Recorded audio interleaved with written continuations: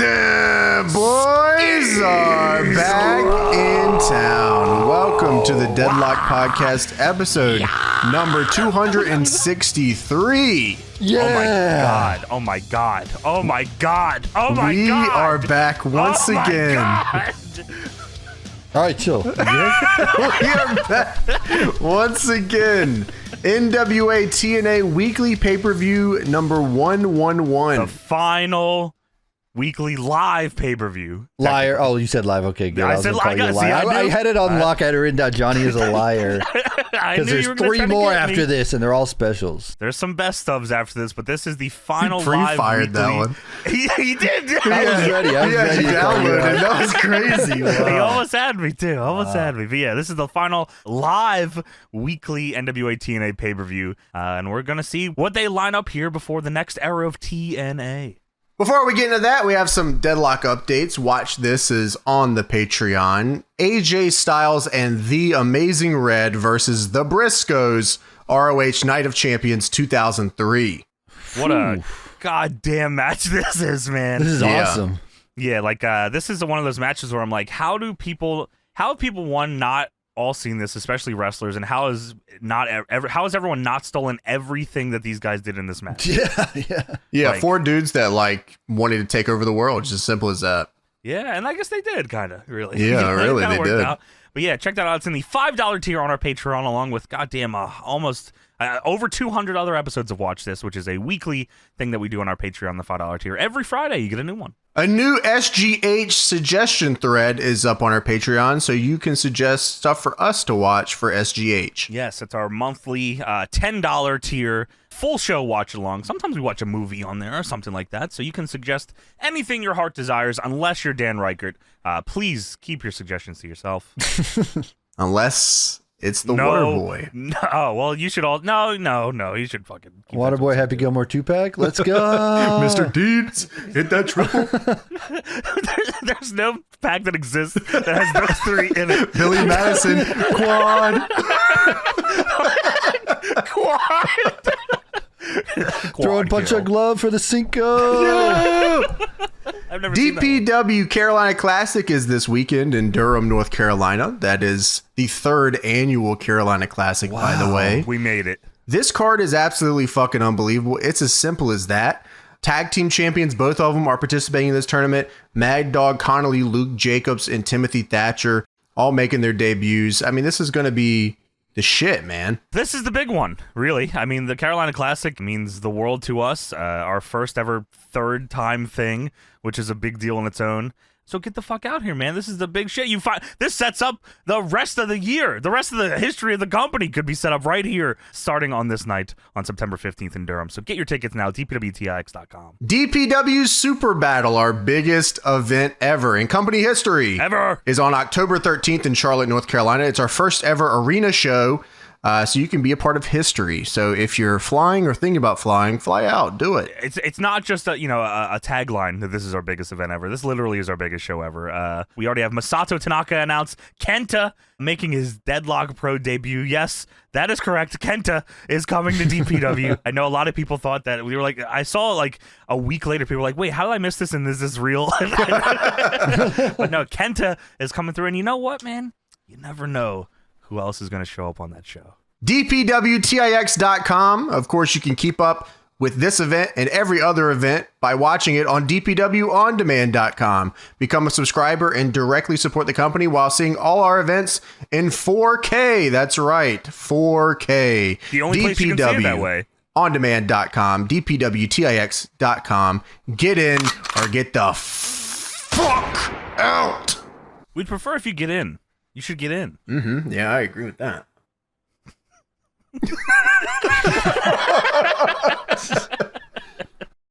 All right, now it is time for the Patreon shout-out segment. Starting in the $1 tier, ooh, what a goosh. Hot tool on that animal. Oh, nice. Dude, I can't believe this is... I think we blew that meme up I've seen recently. Oh, you're talking about the Hawk Tua on that thing. Yeah, dude, yeah. I've seen that recently. Blew it up, dude. Yeah, it was cool. There was a girl on the street being interviewed. You guys should check it out. Dude, she's getting her own podcast after what we did for her. After I said she's gonna have a podcast to her. Yeah. Wow. Did she take the Deadlock name like we suggested? Yeah, she did. So did a bunch of other people, though. A lot of people took that the wrong way. Dude, we launched a game on Steam called Deadlock the other day. That was pretty crazy. No one's been talking about it. Yeah, I don't know why. Don't you guys want to play it? Falcon Punch Me Pulse. Oh. Tony's Long Schmeat going through the self-checkout. Shaniqua don't live here no more. Is Shaniqua there? Hell no. All right. Ryan McCoon. Remember that song? R.J. No. De La Cruz. Yeah. Grady No Flatgraph. I wish this redhead thing respected me like Tony and Johnny does. I hate this red thing. I spit on you.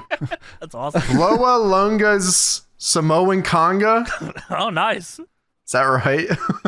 That's right. Yeah. Ian Griffin. Bobby D, and the D stands for Deadlock. Yeah! Let's go. 520. Yeah. Connor Ryan. Monokuma Drip. Will be.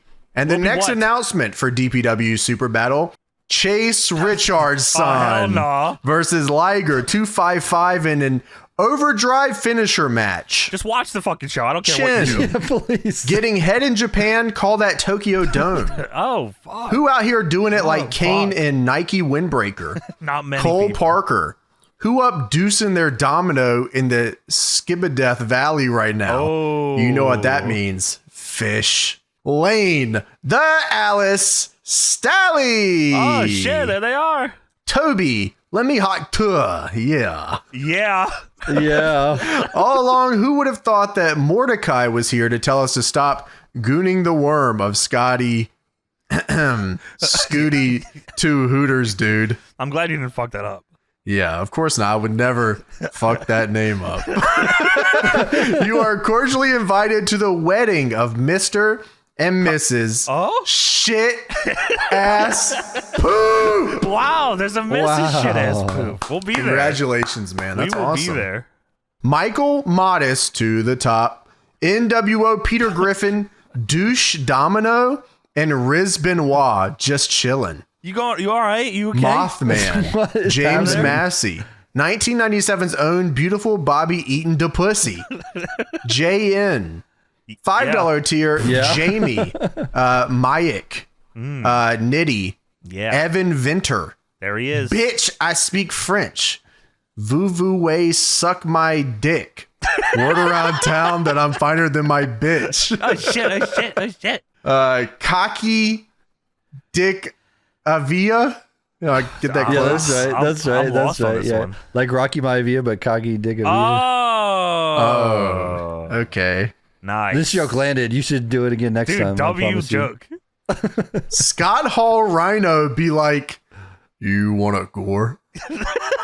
Why is that? That's Ren Slew 85. Reginald Pants. That can't be your name. That's not your real name. Twixter 2112. Where's Kyle Cox? A Idiot 619. Gender Mahalik. Birdie Man. Benjamin Beeler.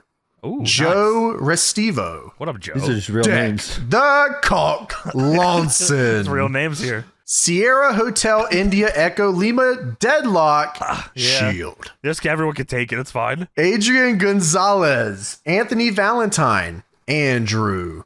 $10 tier, Jaeger Lee Ward. Nice. William Martinez. Zach. If I'm not listening to Deadlock, I'm listening to Creed. With Faye. arms wide open. And Brolito. Jack Shanahan. Christopher Thome. T. Vader. Ali Vader. Chapusi. Sorry, is that your name? Oh, I'm sorry. Sorry, Mr. Chapusi. Nick. Sim above win. Dubai. The bird of, that's how it was written. The bird of Herms, aka super dimensional sovereign emperor zero paradox. Jesus. From Yu-Gi-Oh! The trading card game. Wow. What the fuck is that? That's probably one of those goddamn synchro summons. See, that's why I don't fuck with that shit. Dude, I don't know anything that you're talking about. Yeah, all those words you said. Take these I have no idea. gravekeepers, bro. Come on, you guys don't fuck with Yu-Gi-Oh at all? What are you saying? Come on, man. I didn't know anything about that. No. Yeah, Johnny, take these Gravekeepers. That's what I thought. How about this name for you? Chase Richards. Impossible. Dude. Connor Malone. Nathan Benoit. Matthew D. Courtney Rose. Oh, you say like Frankie D. Josh Robinson 00. Bum Josh. Farto Jr. Johnny, I'm traveling to Philadelphia for WrestleMania. I'm from Perth, Australia. Any recommendations on what I should do in jump in front of a train? Jose I want to know Maya. what to do in the... David D. Yolt Yogan. Vincent Maroth. Eugene. Devon. Burning Star 4. Rikishi's big fat stinky ass. The devil on my shoulder be like, fella, you have to stop taking the Jet Black 99998 Rhino boner pills. You want a gore? Blake, go hang a salami. I'm a lasagna hog. Andrew Benson. Bam Neely. Is he? The Simon System. Eric. I gave Prince Albert his first Prince Albert. Oh, wow. Was it big?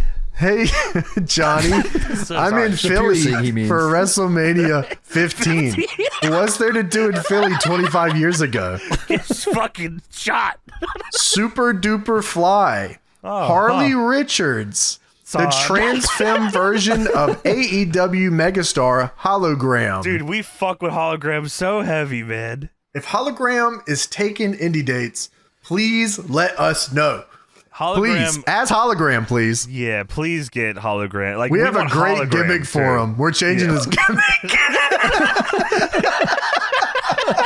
Which is okay to do. That's fine, right? Yeah, really. Yeah, all right. It's going to be cool. You'll enjoy it. Slick. The Cock Johnson. Jorking his peanuts while Judy Bagwell shaves Buff's balls the long way. That's horrible. Talik from Mars. Hello, Brandon. Jason Ocampo. Hello. Liam Barkus. Wag. Steelers Bowers. Is that right? You thought that was going to be something else, huh? Well, because I don't get it. No. Sorry. Okay. $1,416 to The Undertaker. He can retire now. I looked out in that audience and I saw two simple words that changed my life. Kane Johnny. Johnny is a 31-year-old man, you sick pig. I'm 45, depending on who you ask. Yeah, I'm 41. He's 45. He's 41. I got no job. He's got one job. I have too many jobs. Paco, imagine putting a toothpick under your toe and kicking a wall. No. Jeffrey Gwynn. Ouch. D. SSHFOF. How would you pronounce it if you had to try? Schfoff. Nice. That was good. That's what I was thinking. Really Master good, Crayola. JP. Pablo Diaz. JP. M. My name is JP. I am a robot. Adios, turd nuggets. MTF Doom. Yeah. AKA. Yeah. Sarzina. Oh, nice. You nailed that one. Oh, dude. Yeah. Shane Arsenault. Andrew Villarreal. Nice. Two-time Patreon champion and 2022 Deddy nominee CSM. Yeah. Giving you all a big bienvenue from Riz Mountain, not featuring Macho T. No, we don't fuck with Macho T at all around here. Valentino. Dude, wow. You've seen that too. I have seen that too. Have you seen it, Tony? Have you seen the part two? Hot to a Girl meme part two? You have to look that part up. Yeah. I love you forever. It's funny, man. It makes me laugh. Yeah, shit's funny as hell. I like it a lot. Valentino Gilliam. I love smoking penises with all my homies who love smoking penises. Nice. El Hijo del Bitch Boy Annihilator. Oh, shit, son. C and K. I had to chase the bag to get richer for my son. Go to fucking hell, dude. Deadlock, go to heaven. Deadlock is helping with some tough times. Thanks. And hey, thank you. Oh, that's awesome. That's cool, man. I hope things are going well. Yeah. Sammy Boy, Montrell. I was about to call you Montrell Grant.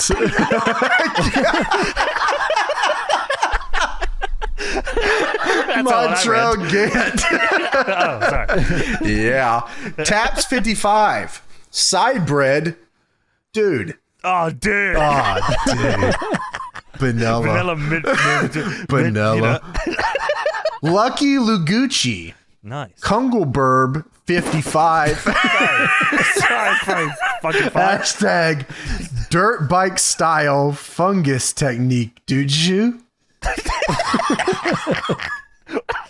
Or dude's hoe. Yeah. All right. Yeah. Nice. KB the GOAT. Guys be afraid to moan in their girl's ear. Meanwhile, I'm in there like, hey, yo, you want a gore? That's what Scott right Your name here said you want a war. Yeah, there you go. You better get that right. Alexis Rios. No riffing.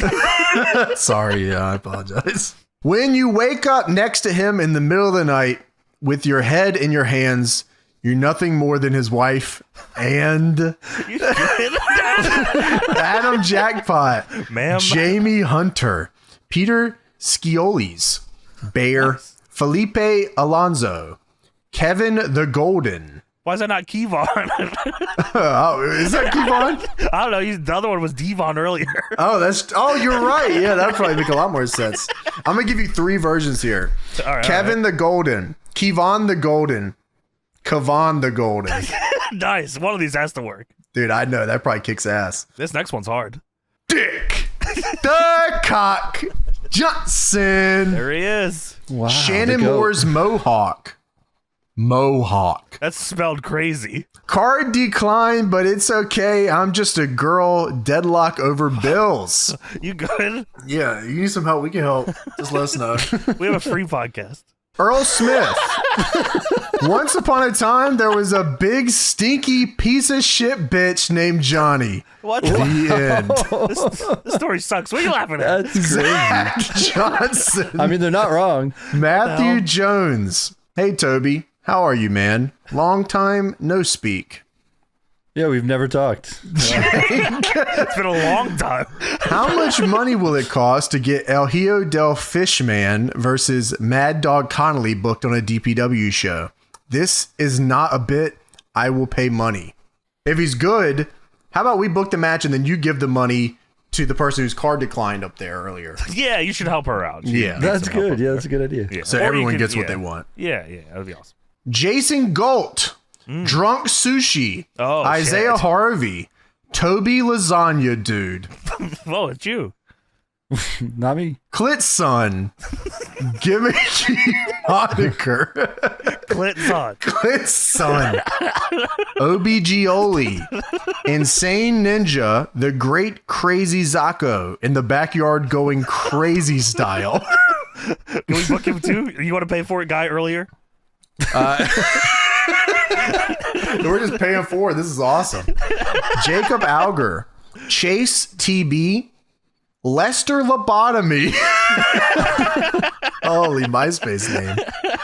Shareholder, Of what? $15 tier, All of Matthew it? Acosta, Alan Syverson, What? Scooby Dooby Doo. Ooh. You're a fucking sandwich. Hungry as fuck. I fucking love Deadlock. Reed. James Richardson.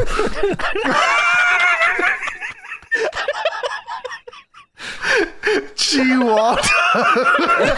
Don't give Chase any more shouts out. I cut 20 names every episode. Woo! Mason Kane, Oldberg's Tattoo, Johnny Smeals in Myopemium, Leave me the fuck alone. Sweets, Roso El Sexy Dominicano with the World Dominican Tattoo. Dude, this is the second fucking time! Damn it! You said this fucking make the World Dominican title. I'm begging you. I'm begging you. Just make the World Dominican title. He's proper. This is a pro wrestling podcast. Just make the World Dominican title. I'm begging you. You got set up crazy here. Rosa El Sexy Dominicana with the word Dominican tattooed on my stomach, Rey Mysterio style. Become the champion. I'm begging you. Dude, yeah, some guy earlier was talking about you. He wants to book you against Mad Dog Connolly. God damn. Colton 45 lost his debit card in the ocean. Is that right? What's going on with debit cards now? Colton, you good? He went swimming with his debit card. How did that happen? Damn, that is Someone nuts, threw you man. in, huh? That shit sucks, bro. I know all about that. Damn, let us know. Bobby Olivia. Nice name. I guess it'd be Bobby Oliva. Oh, shit. Bobby, yeah. Oh, fuck. You fucked it up. Did you spell something wrong here, Bobby? Bobby. I think it's you know Bobby's your name fault. is Bobby? Yeah, Bobby eating the pussy more like fuck it. Fuck you, Bobby. $12 annual. Dishante Fletcher. She 3 on my D till I get the tables. $120 annual. I eat pussy. Batista Bomb style. Matt Holme. Ian Bradley. Chaos. Bradley. Ahoy, hoy. Charlie Dawson. That's what it says, bro. You had to say it. Ahoy, oi. Real Oi, shit. oi. Oi, oi, oi. Yeah, Charlie Dawson. I can't get over the whole thing. I'm sorry. And still, the Patreon champion at 1, 2, 3, 4, 5, Robert J. Oppenheimer, who once said, "I am become Dick, destroyer of cocks, for I have created the nuclear Johnson." The Nuclear Johnson, again, who has been avoiding us on Killer Clowns. But he has not been avoiding his championship reign here as champion of the Patreon. So thank you, Nuclear Johnson. Thanks for staying on with us. And thank all of you. Wow. We played Clowns for 4 hours or so yesterday. And I swear to God, we only played with like 9 like unique different people. It was really, It was the run of like people that we haven't seen in a long time that were like, wow, we've argued with you. Hey, yeah, we used to fuck with you. It was a crazy, crazy night. Yeah. Everyone came on for one more goodbye. Yeah. Everyone saluted and they heard there was new clowntalities. They did them once and said, "Oh, cool." Oh, great. Yeah, the horn went up. Thank you guys. We appreciate it. All right, now it is time to get into NWA TNA Weekly Pay-Per-View number 111. The end is here. It's the end of TNA, right? They never do a show after this. They actually have a pay-per-view coming up, buddy. What? Victory Road. Oh, yeah, that's right. It's the start of a new era for TNA. It's a start of a new era for TNA. And, yeah, I mean, things are possibly looking up. Let's see how Mr. Dave Meltzer feels about that. Well, TNA sucks, right? Newsletter portion of this, Toby. From September 6, 2004, Hogan's latest is claiming that VH1 is interested in doing a TV show with him, and he's looking to wrestle for a new Ted Turner started company with Stone Cold, Goldberg, Sting, and Kevin Nash. Me when I'm lying. He like was telling the truth for a second and then like had to veer a lie into there. It was too true, and he said, "Oh, and I'm gonna fucking beat Austin, dude." 2 truths and a lie. He does every time he talks. That's his every day. 3 lies, no truth. It surges through him. He claimed VH1 is interested in doing a reality show with his family, and he claimed Fox and ABC are interested in doing a reality show where he comes out of retirement and saves the wrestling business. Dude, truths. Fox and ABC? One lie and 2 truths. Yeah, Fox and ABC, yeah.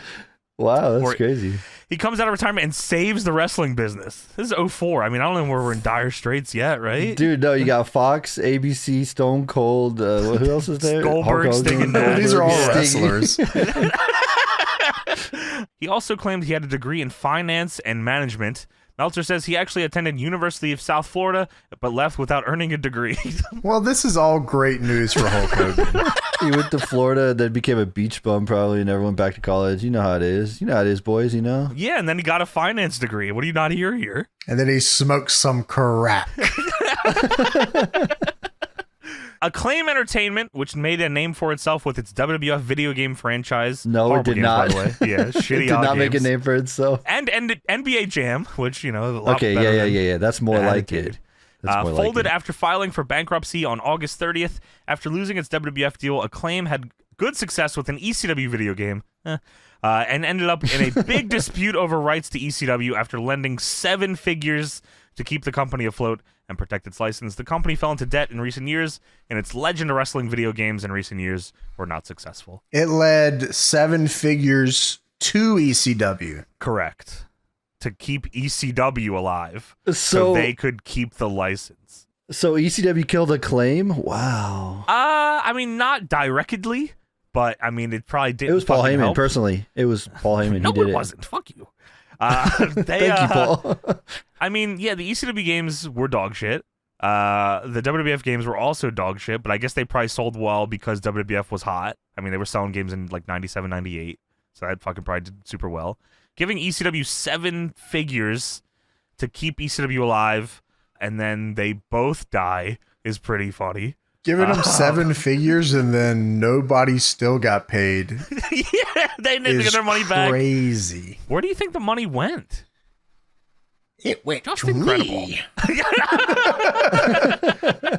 I imagine they had an unfucking believable amount of debt. Surely, right? Like that probably didn't even put a dent into it They had either. to, yeah. Yeah. Yeah. Because you would think that 7 figures would like kind of fix it. All right, we don't really have a debt issue anymore. We're going to pay off all your debt. No. You need to pay way fucking more. And you know what? We're probably going to kill you in the process here. Yeah, that's cool. That is crazy. What did you guys play hell? the Legends of Wrestling games? I did. What'd you think? I did. I think that the control scheme was confusing as shit. Mm-hmm. I think that it was too slow, but I thought the roster was awesome. I think they were headed in like a better direction with the last game, but I feel like every game they kind of stripped something away too that I liked, so it was kind of a weird middle ground. The roster was fucking awesome, James. It was sweet. It was because there was like this weird middle ground where like everybody, like they hadn't really like done a lot of Legends contracts yet, et cetera, et cetera. Yeah. So they were able to get a bunch of people. It was pretty sweet. I remember getting it, like renting it from the game store, and like I was like, wow, this roster is fucking pretty nuts. It's sick as fuck. Yeah. It is crazy, yeah. Yeah, but the engine just stunk, man. It's like it wasn't built for a wrestling game. It was clunky, right? Like nothing. There was some stuff had an oomph to it. Like I've played it in recent years, and like there's some moves I'm like, wow, that pile driver is sick. But there were limited moves. Control scheme, as you said, was weird. The reverse system was kind of fucking annoying, and the story mode was like a cute idea that got super repetitive, like the territory thing. I thought that was cool, where you travel to different territories and you deal with the promoters. They got it more right later on. I think that's right. Yeah. So like the biggest thing is they probably just didn't have enough budget, I imagine. Yeah, probably not. To like expand on it like they wanted to. But yeah, I mean, like I always advocate for more wrestling games in the scene. I'm shocked we got 3 of them. Yeah, I guess like they were making enough money. Probably, I mean, like Hogan was still a name and he was on those games. He was on the cover of all of them, I think. Yeah. So like I can imagine people thinking, oh, this must be a WWE game. Yeah. Oh my God, you're probably right. Yeah. That's true. So because there was nothing else at the time. And then they said, all right, cut that out. In WWE news, the Kane horror movie they are producing is currently titled Ice Cream Man. That's awesome. I wish it would have stayed that name. Is it? It's See No Evil or whatever? Yeah, that's right. Now, that must have been a whole different movie. There is a movie called Ice Cream Man. Wait, is there? Isn't there? There's something. I mean, there probably is. It's probably on Shudder. Yeah, that's there's something with Clint true, Howard. Tubi. What's the Clint Howard Ice Cream Man movie? It might just be Ice Cream Man, like spelled normal.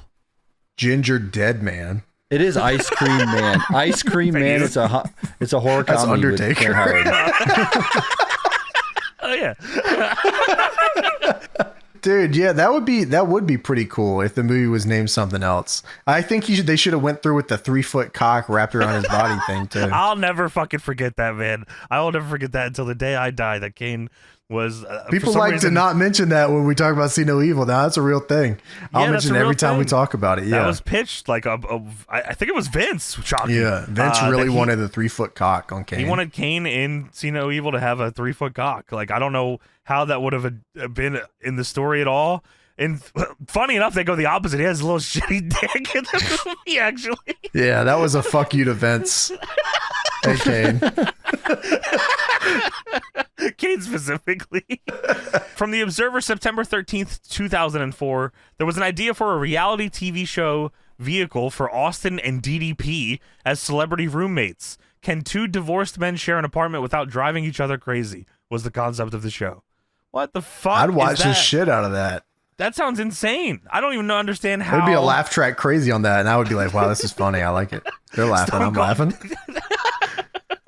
You said this was reality? Is that what it was? It was a reality TV show that was meant to be for Stone Cold and DDP, yeah. Because they're on the road all the time, right? So how are they going to film this show? Unless that's what it is. They're going to put them in the car. You know what I mean? They're always going to travel together and, like, share a room. Two wrestlers live together, and now they work in the real world. How will they make it in the real world? Their biggest problems were in the ring, and now they're in the office. They shared a wrestling ring. Now they're gonna get a wedding ring. Oh my! How will this one turn out? Yeah, see, it's pretty interesting. That DDP thing, I don't know why I always remember this, where him and DDP and Foley were Mick Foley, of course, were on the road together, and one time, fucking, I think DDP like crumbled up a bunch of cookies in Foley's bed, or the opposite, and the other one just fucking super flipped out about it. Bit of fucking cookies. WGTW in Philadelphia, which ran WWE syndication as well as several different indie groups on the weeknights, was sold and is turning into an all-religion station. All wrestling will be gone as of the end of the month. I put this in here because I vividly remember this happening. And I was a mad little boy. Hell yeah, man. I would watch fucking CZW and shit on that channel. That was the channel they would air fake UTV and shit on, and XPW and all. Oh, really? Wow, yeah, that's gnarly. That's awesome. Yeah, I think ECW's like the not hardcore, not the TNN show. Hardcore TV, was it the other one? Oh, yeah, the Hardcore TV. Yeah. That was on that too. And then, yeah, I remember turning into it and like it being like a whole day. Like, I think it was a night that I knew CZW was on, and it was just all like a church thing the whole day. I said, hey, what the fuck is this? I'm trying to lay the law right now, and you got this fucking preacher up here.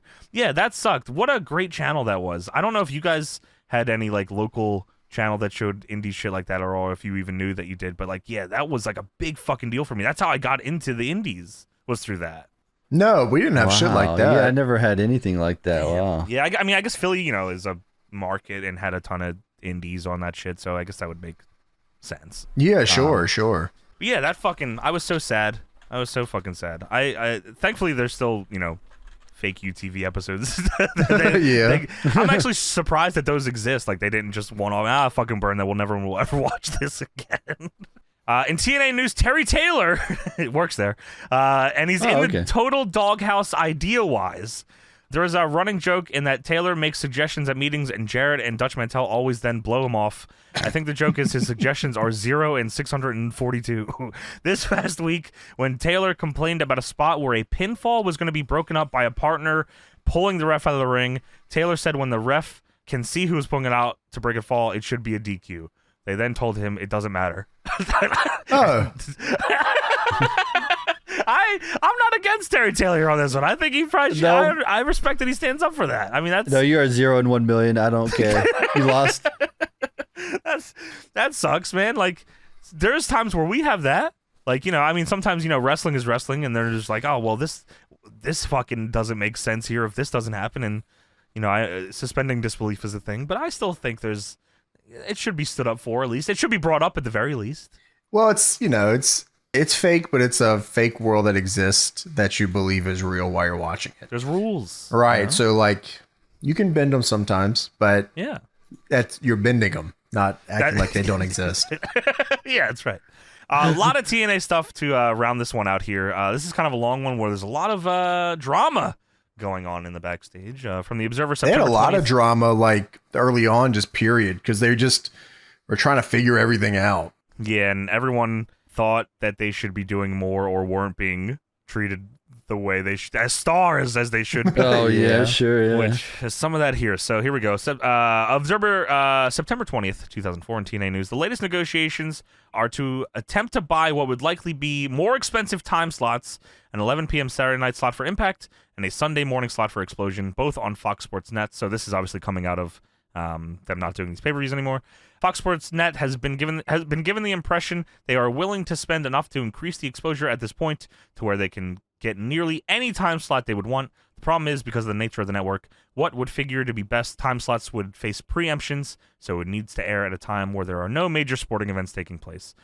For some reason, I always figured that the pay-per-views ending, the weeklies, were like them having a for sure TV deal, but this doesn't feel like they do. I think they had one. They just didn't have a good one, right? Isn't that the idea? I think that's right. Yeah. They paid to be on Fox Sports Net. Right. Yeah. And I think they're still trying to pay to be on there, just at a better time slot. Yeah, okay. So here's all the drama, boys. There has been some dissension of late, in particular with Conan and Raven and others to a lesser extent, all unhappy with their positioning. This name will shock you. Kid Kash hasn't been as vocal in recent weeks, but no doubt the frustration level with no sign of things moving upward after the initial better than expected ratings is going to be getting everyone now. Raven was at least positioned as a major title contender watching the Jarrett Hardy match. Spoilers.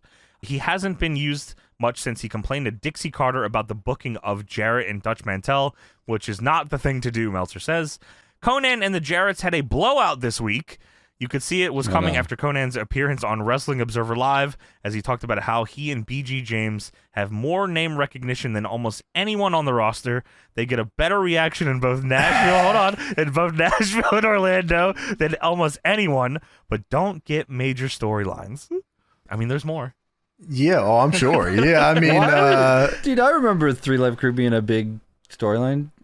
Angles? They had a lot of angles, right? I mean, they were definitely there, and I definitely was like, man, get the shit off. I know, man. Like, come on. Where the fuck is everybody else? Like, where the fuck is the boys? Get the fuck out of here, them. man. But I remember them being a part of the program. You know, like they were there. You know what I mean? Dude, every single fucking week they were there, Tony. Every week they'd get like their own whole segment of the show. Yeah, what are they talking about? Dude, all right, enough, man. Yeah, look, I get it, but like, damn, man, I was ready for the alternative, man. I'm not trying to see BG James and fucking Conan, on, dude, and fucking Ron Killings was always just like there, like he was always their third. Yeah, other than his like a asylum run, like he was always just kind of just there. I don't know why they didn't really want to do nothing with him. Just weird. It probably would have been better if he was the head of the group and they were like his boys and he was getting pushed out of it. Fucking believe that wasn't the angle. Like, no, it was let's the get opposite. This dude over. Yeah. You know, it's like, let's have you get me over, brother. Like, what the fuck is going on? I mean, we're over and we need to stay over. I mean, wait, we're going to fucking push you. You'll get over just by being our third. He made a great decision leaving. Dude, yeah, absolutely. Yeah, he turned out to have a great career. Conan was on the air with the frustration about getting Jeff and Dutch Mantel to listen to his complaints. He complained it had become like the WWE, where they cut everyone off booking wise, so nobody can rise to the top, and was mad because he felt he'd done good promos and his stuff had gotten over, but he did nothing but a late run-in on the pay-per-view the night before and was booked for a dark match in Orlando and just a quick run-in. With Jimmy Hart not there in Orlando to round people up from the park to come to the tapings, Conan and BG James were asked to walk around the park on September 9th to round up fans. Conan complained about his bad hip bothering him, and it started the wheels in motion with them asking why they were asked to go with Hart 2 weeks earlier and do the same job and nobody else is asked. They sent Vince Russo to talk to Conan since he's good friends with him. Conan complained to Russo, who then said Conan and that he and Jarrett need to talk. Conan was mad at the Naturals getting pyro for their ring entrance, and they don't. Jarrett told him to not be a mark. And that the Naturals need it because they are trying to get them over, but 3 Live Crew can get over without pyro or belts. Conan then asked Jeff why he needed pyro and said that people are conditioned to thinking the big stars get pyro now. So that was his big... He was fucking shooting on everybody here. Gosh. The Nationals Tag Champions, why do they got pyro? Why do the Tag Champions got pyro? Fucking pyro? If this much is leaking back then, I'm firing everybody. Dude, oh my God. It's like, yeah, there was more, by the way, but it was like Conan's leaking it, right? lot. He's the one leaking it. Oh, yeah, right? he was. Yeah, Oh, dude, right. Yeah. Yeah. Last two things here. AJ Styles is said to be thrilled at getting away from working with Kid Kash and going towards Petey Williams. Styles has a certain type of high-flying match he likes to do, and most veterans don't want to do it, so he tries to get opponents who do. Veteran Kid Kash in 2004 is nuts. Dude, ECW only died 3 years before this, and he was a chump. He was on an that undercarder job guy. Yeah, like, dude, this is crazy. Come out and do the dive and then lose. Yeah, okay, got it. Yeah, I don't know who the hell this AJ Styles thinks he is. I hope he ain't the goddamn Triple Crown Grand Slam Ultra Champion B-top soon. Fucking bitch. I like that he's said to be thrilled about it. I wonder who said it. Weird, man. He went to the observers and told him.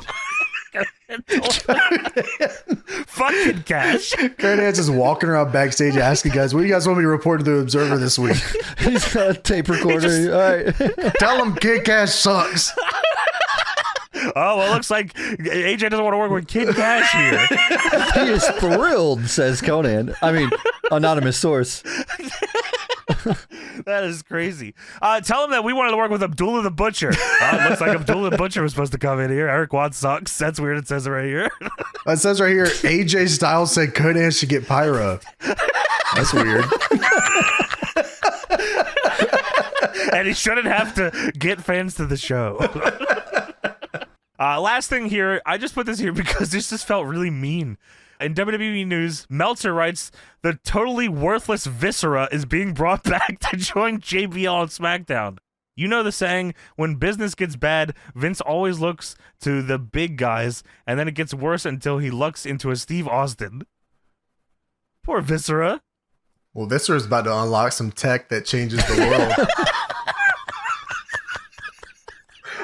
He's about to change Christian's career, too. Yeah. Like, you just wait, Meltzer. Wow. Yeah, don't you get caught up in this. Don't you get fucking caught up in this, Meltzer. Hey, they did. They brought it back and they lucked into Stone Cold and they had John Cena, right? Dude, yeah, they lucked into Stone Cold, which was Viscera's in new the pajamas. They lucked into That's what you were talking about, Tex. I think that's what he meant. Big no. thing. It's in my pants. That's the big purple one. The purple War Pearl powerhouse. He copied Christian's finish. I mean, what else can you ask for? I mean, that made his career, though. You know, what a move. What a move. Yeah, I mean, I'll never forget that ever. And I'm glad that was in a video game once. Just once. It was enough. Just once. That's crazy. Who mocapped that? Okay, that's a great fucking question. Who mocapped the Visagra? We are on a hunt for that. LA Knight, yeah. Dude, somebody out there. Dude, that would have been awesome. Holy shit. I'm not doing the Visagra. Austin Aries. You want me to do Visagra? Wow. All right, well, that's it for the Observer portion of this. Now let's talk about the final live weekly NWA TNA pay-per-view from September 8th, 2004. All right, now it is time to get into NWA's TNA. And we start off with a cold open here that goes over 90 angles. Dude, it goes like, I thought this was never ending. Like, it legit goes over every single thing that is on the show, which I do appreciate in some respects, because I knew nothing, obviously, going into this. But as it kept going on and on, I said, whew, wow. Anything I could probably figure out later on the show? Eric Watts. Dude, yeah, Eric Watts, I need to see about, especially because they show hype videos like before every match. I wrote this down and then I was like, okay, I've fallen. Okay, wait, what? Huh? Like, I lost my mind. Like, as I was writing it, I was like, okay, big night. We got Jarrett and Jeff Hardy. Okay, then we got a recap of the tag match. And we got, wait, what's going on here? Yeah, every angle just kind of flowing into one another. So Eric Watts is a part of the show that we talk about here. And he is on the team of Sonny Siaki and Desire. And Desire, I guess Eric Watts was not the original plan for this. In fact, he was like the fourth option. really? Doing this angle here. And the other people that were originally reached out to be in this angle. Now, I don't know if this means it would be in the match that we're going to talk about on this show, the 6-man, or not, but the original idea, number one, was Jimmy Snuka. He told them he'd recently undergone abdominal surgery, but would like to work for them at some point. Another choice was Abdullah the Butcher, but Dutch Mantel went to Puerto Rico and saw the shape that Butcher was in, and he can't move at all, so never mind on that. D'Lo Brown was also considered. All these guys were considered over Eric Watts, and I'm very angry. What the fuck is the angle? I just said someone was there to help Sonny Desire Siaki? Yeah. Dude, she had an ace in the hole, and it was Abdullah the Butcher. Wow. That is pretty nuts. I mean, that would have been awesome. Eric Watts sucks, man. Eric Watts historically sucks. Like, nepotism hire. Crazy that Eric Watts. Yeah. I wrote something down during his match that was insulting. It wasn't nice. Yeah, I guess awesome. we'll talk about it whenever we get to it. Understandable. But yeah, man, Eric Watts. I feel like we watch matches of his, and it's never because I want to. They're always just there. These are forced upon me ad nauseum. Well, it does end with Christopher Daniels, the fallen angel, say your prayers. I thought something was coming, or like he was going to show up. He was coming out. I thought That was his entrance. Yeah. I wrote dot. What's going on here? I'm so confused. The last two things yeah, it wasn't Christopher Daniels' music. Yeah, the last two things I wrote was, wow, long-ass intro. Oh, shit, Fallen Angel Titantron to a Tool song. Wait, there it goes. Okay, never mind. Yeah, that's Team Canada.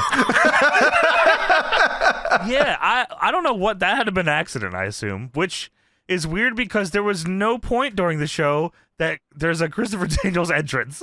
Yeah, I was thinking in my head, I was like, he's been here for a minute.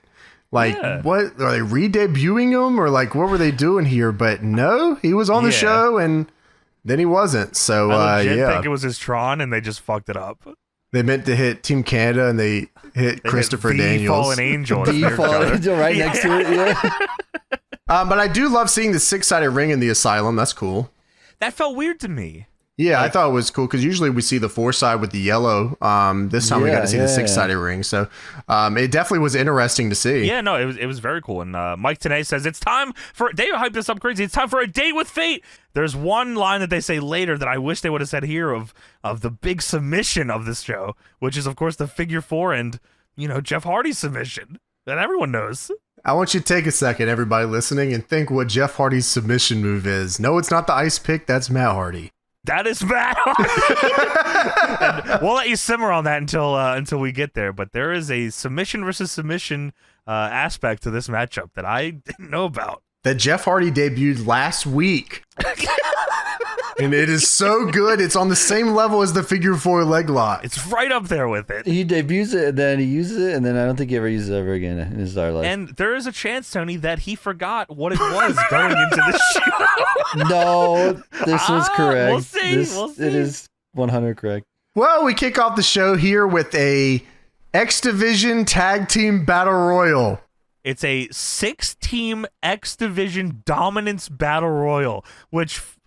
alone, I was like, I laughed out loud when they announced it. I said, that's fucking awesome. Okay, got it. So what this is an over-the-top rope battle royal where once 10 of the 12 people in the match are eliminated, the last 2 competitors will join their partners in the ring for a normal tag team match.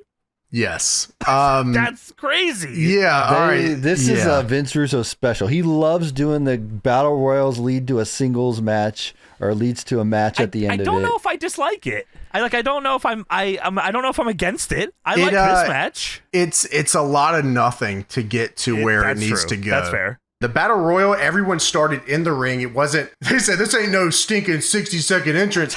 Everybody starts in the ring. This is a crazy lineup, too. As they come out, I'm more and more surprised. So out first, as James alluded to before, Team Canada of Petey Williams, and thank fucking God it was Johnny Devine. I was worried it was somebody else for a minute. That would have been awesome if it was somebody else. But it was Johnny Devine always looks different.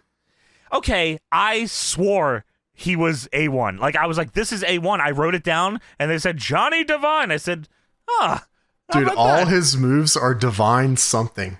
He's tapped in they crazy. Are. He's like, he's got it. He's got to figure it out. He's like easy money with all the move names. It's unreal. So they come out. I was like, oh, shit, okay. And I legit wrote down, got worried a minute there. A1 was on this card. That's fucking awesome. He's been awesome. No, this is Hot Shot Johnny Devine. Hot Shot Johnny Devine, of course. Next team, Shark Boy and D-Ray 3000.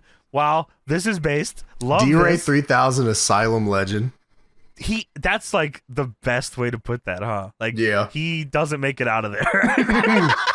He's on a few episodes of Impact getting his ass whooped. Yeah. Samoa Joe definitely takes him out. Yeah, man. He gets destroyed. But most of the time, he's stuck in the asylum with Derek Grimcouch.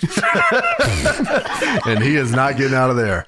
I guess that was the Impact Zone. That was different. Fair enough. Yeah, okay. The next team is, of course, the best X Division tag team. So they say Michael Shane and Kazarian. Michael Shane goes on to be Matt Bentley for legal reasons.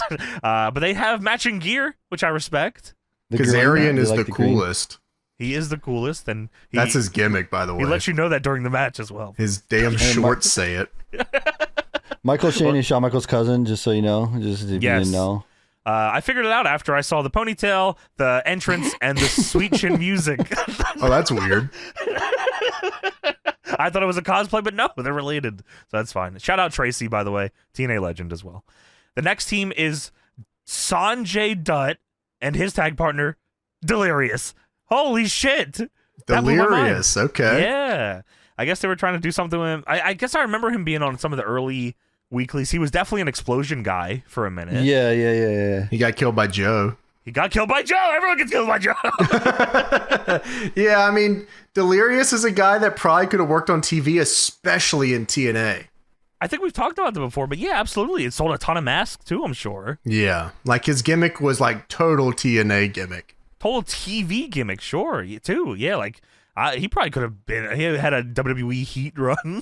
Yeah, like he would have been a good job guy in WWE. Yeah. The next team is, of course, the legendary tag team of Jarrell Clark, Mr. 630, and Mikey Bats. Mikey Bats. I love Mikey Bats. He becomes a legend in my eyes here tonight on this show. And the next team, or the last team, is the Amazing Red and Chris Sabin. Dude. What a crazy team. What the hell? You're lucky we didn't have the book. Yeah, holy shit. I tell you who's winning this one. Yeah, dude. Fucking hell. That's awesome, man. Yeah, man. That's nuts. In 04?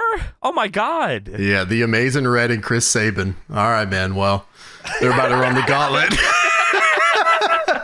There's a ton of Chris Sabin signs in the crowd. He's over his shit. Yeah, he was the X Division champ. He the fucking king of the Ultimate X for a while. Kind of like the de facto X Division guy. Sure. And yeah, man, he was, especially during the Asylum era, like he was one of a kind. Yeah, the signs said, the Chris Sabin signs in the crowd say, "Hail Sabin, I have Sabinitis, prepared to be Sabinized, and Sabin section." One of them said SabinSection.com. They had a whole fan website for it. Yeah. Oh, really? Shit. Yeah, dude, he should lose here. Nah, man. Come on.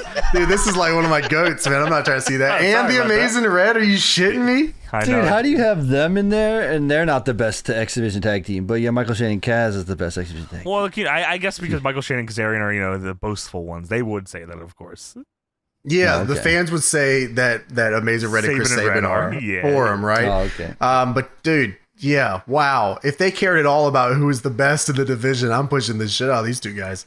I don't give a fuck. Yeah. Like at this point, I'm making X Division tag team titles, and I'm getting. Okay, so James, that was gonna be my next point. Why the fuck do they care about being the best X Division tag team? There is no division for this. Yeah, there is no tag division. X Division. Maybe they were thinking about it. They were like, let's see how this works out. I think that would have been awesome in this era. God. Holy That would have been shit. sweet. That would have been cool. Yeah. Yeah, except for I guess the bad thing would have been is that TNA historically hated all their tag teams And wanted to break them up as quick as possible.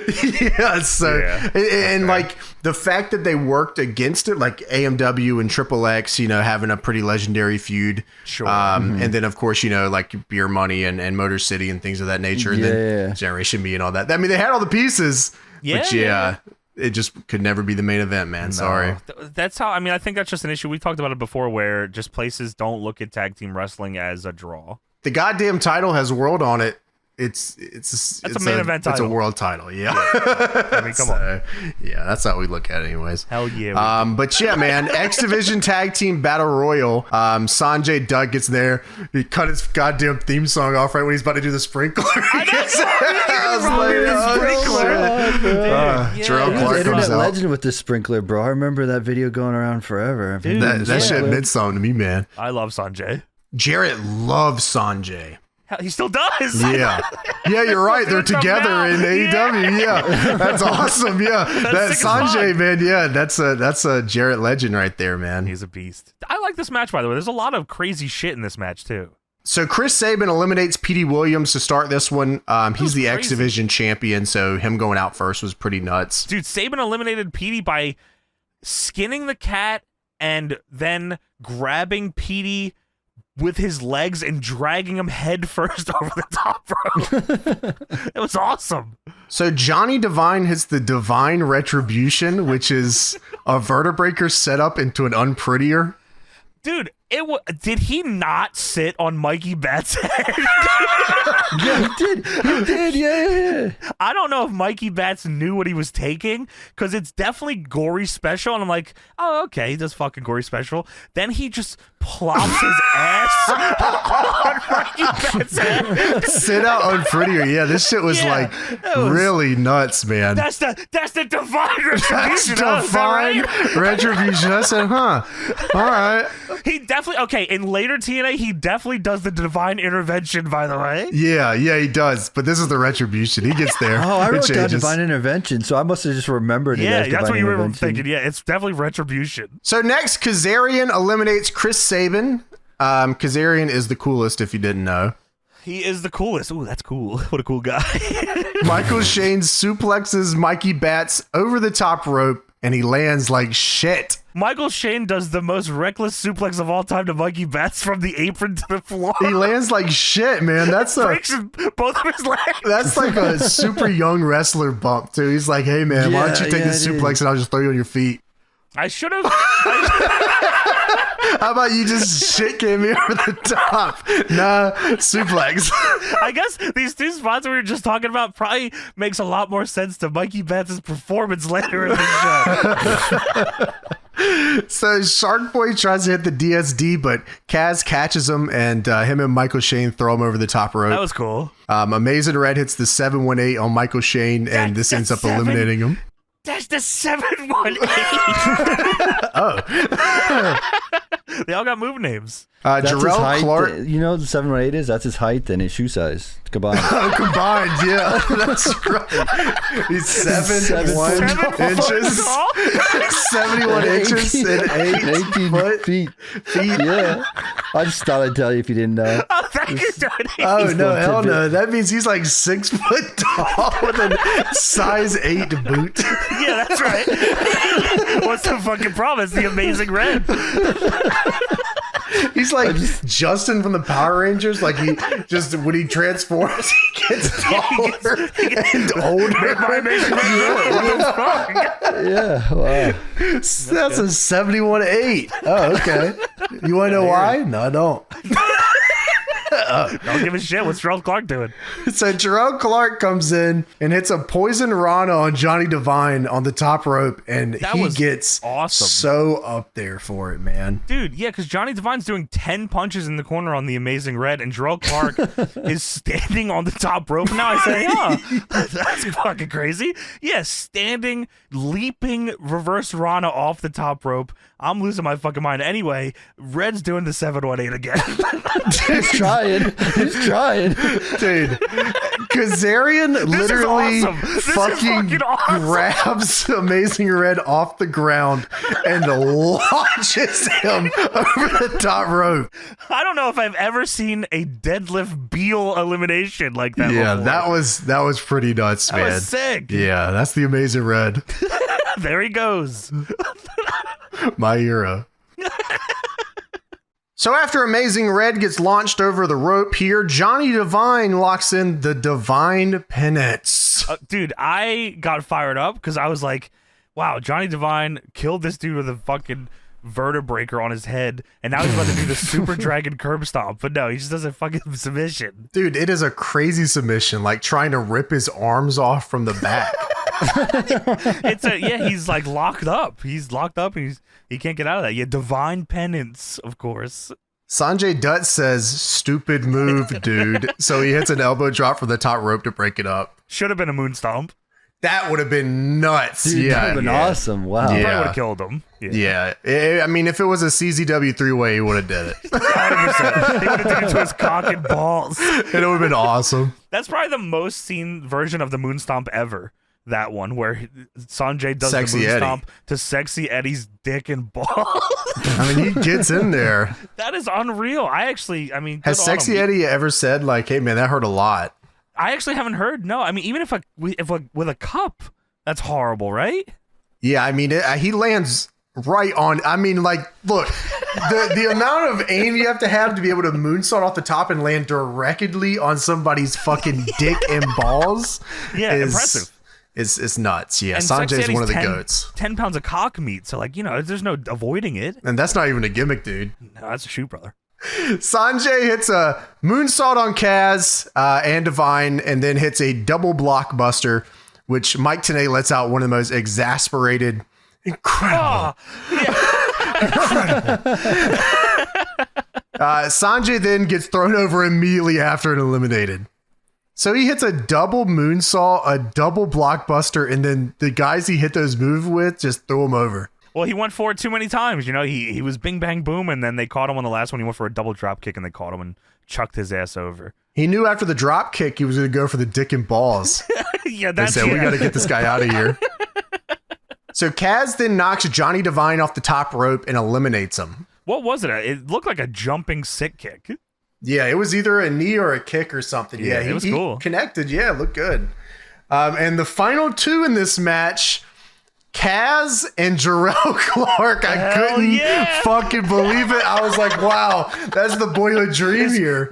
Well, dude, Don West also couldn't believe it, James, because it's them two left. Michael Shane gets in and starts fucking kicking Jarrett Clark's ass, and Don West is not having it. Oh, Michael Shane's not supposed to be back in there yet? Oh, wait, we're down to the final two. My bad. That's my fault, Mike. Don West and Michael Shane are like Triple H and JR. Michael Shane because they're son of a bitch. You are one SOB, Michael Shane. He was quick to apologize. Oh, that's my fault, Mike. Oh, understandable. So like you mentioned, Michael Shane runs in and he attacks Clark, but they eventually get set up into an actual tag team match, so it's legit a tag team match now. Yeah, it's Mikey Batts and Jarrell Clark against Michael Shane and Frankie Kazarian. All the rules are legal. And nothing's on the line. Yeah, you're fighting for nothing, actually, boys. What are you doing here? Well, so it gets to the end. We'll talk about it when we get there, but it gets to the end and like they don't win anything. They're like, they won. And I was like, oh, what they get like the number one contender shot? Right? The rankings. There's rankings. Vince Russo rankings? Like, they're not even in talk about the tag. There's a tag title match tonight that they're not even like discussed for. It was like a super nice thing to do because they were Asylum guys, I think. Yeah, that's. But damn, they should have at least got a title shot and let somebody beat them. Yeah, hell, I mean, absolutely. I can't wait to tell you what they do at the pay-per-view, but let's talk about this match first. Yeah, all right. So Michael Shane, he runs in, he attacks Clark, they set up in a tag. Mikey Batts gets the tag, goes for a springboard off the tag, slips, and eats so much shit. It looked like he ragdolled into the ground. It's actually an impressive amount of shit that this guy eats. Like I thought he was knocked out from how hard he fell. Like, AJ Styles does this as a fake, and Mikey Batts did this for real and died. It was awesome. And then they spend the rest of the match just grinding his ass out. Dude, yeah, get Southern tagged, bitch. I couldn't believe it, dude. We're in the asylum, buddy. This is Southern tag territory right here. This is an X Division tag match. Are you fucking kidding me? Yeah, and these guys are the best X Division tags. So, dude, yeah. At one point, fucking Mikey Batts is on the ground. Michael Shane is trying to roll him over. Mikey Batts is in another dimension. He is not understanding what's going on. So he's had a rough night, man. Michael Shane puts him in a rear naked choke. Fuck this guy, man. Yeah, so Michael Shane gets his heat on Mikey Batts, and it's heat. He gets it for a long time. Michael Shane has forgotten all of his moves. He doesn't know he's a wrestler anymore. He's been dropped on his head 4 times tonight. Michael Shane sets Mikey Batts up on his knee, and Kazarian hits him with a leg drop off the top right on his fucking head. This shit looks so good, man. They crush his fucking skull. Backbreaker death sentence. Hey. At some point, he's just going to stand up and help me. I'm fighting for my life down here. Fucking come in the ring and help me. Are you fucking kidding me, buddy? Jesus Christ. Oh my God. He got heat on me for 7 straight minutes and then leg dropped my head off the fucking mat. Dude, are you shitting me? I've seen the entire Looney Tunes cast circling my head for the past 7 minutes. Dude, and they do the backbreaker death sentence, and then Kazarian looks directly at the camera and says, "So cool. So very, very cool." He's the coolest. Cool, this is the coolest fucking guy ever. Yeah, hell yeah. He's like the ice cream man. The ginger dead man. So Batts hits a stun dog for a double down. Tracy, he's back. Dude, he's back. He got so much heat put on him that this crowd could not be brought back. Tracy Brooks tries to hit the mat and start a clap, and literally nobody does it. Dude, she's pounding at the mat, and it's like there's a small spattering of it, but as they go for this double hot tag, and you can tell she's like, please come on.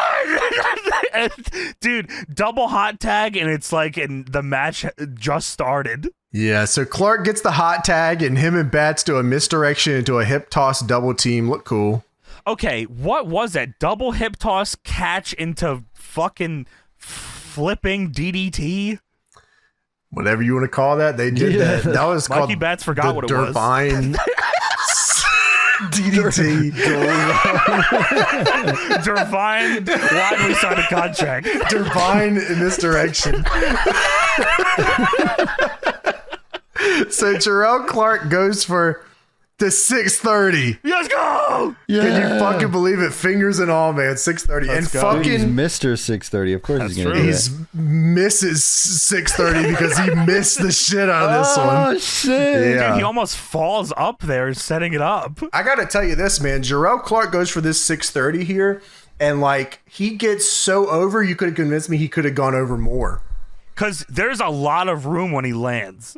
Yeah, he gets complete flat back. Yeah. Like he's flat back before he even lands. Usually when someone does a 630, it's pretty close. It is, bro. Yeah. It's pretty close. He doesn't give a fuck. He stops and then falls on you. Like that shit is pretty gnarly. So I'm not getting with that. He fucking eats shit. Dude, yeah, he dies. Man. And that ring must fucking suck. 6 sides to do that in. Oh yeah, wow.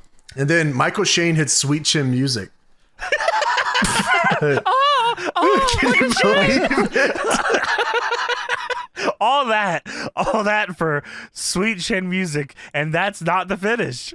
No, because Mikey Batts, he's back. He's here, and he rolls up Michael Shane, and by God, they get the win. Let's go. They did. Let's fucking go, dude. He is batting crazy.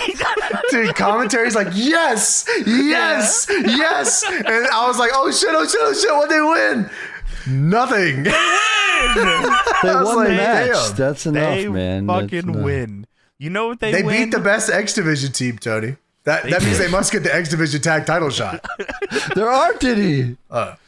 Michael Shane, Frankie Kazarian, Jarrell Clark, and Mikey Betts are all not on Victory Road 2004.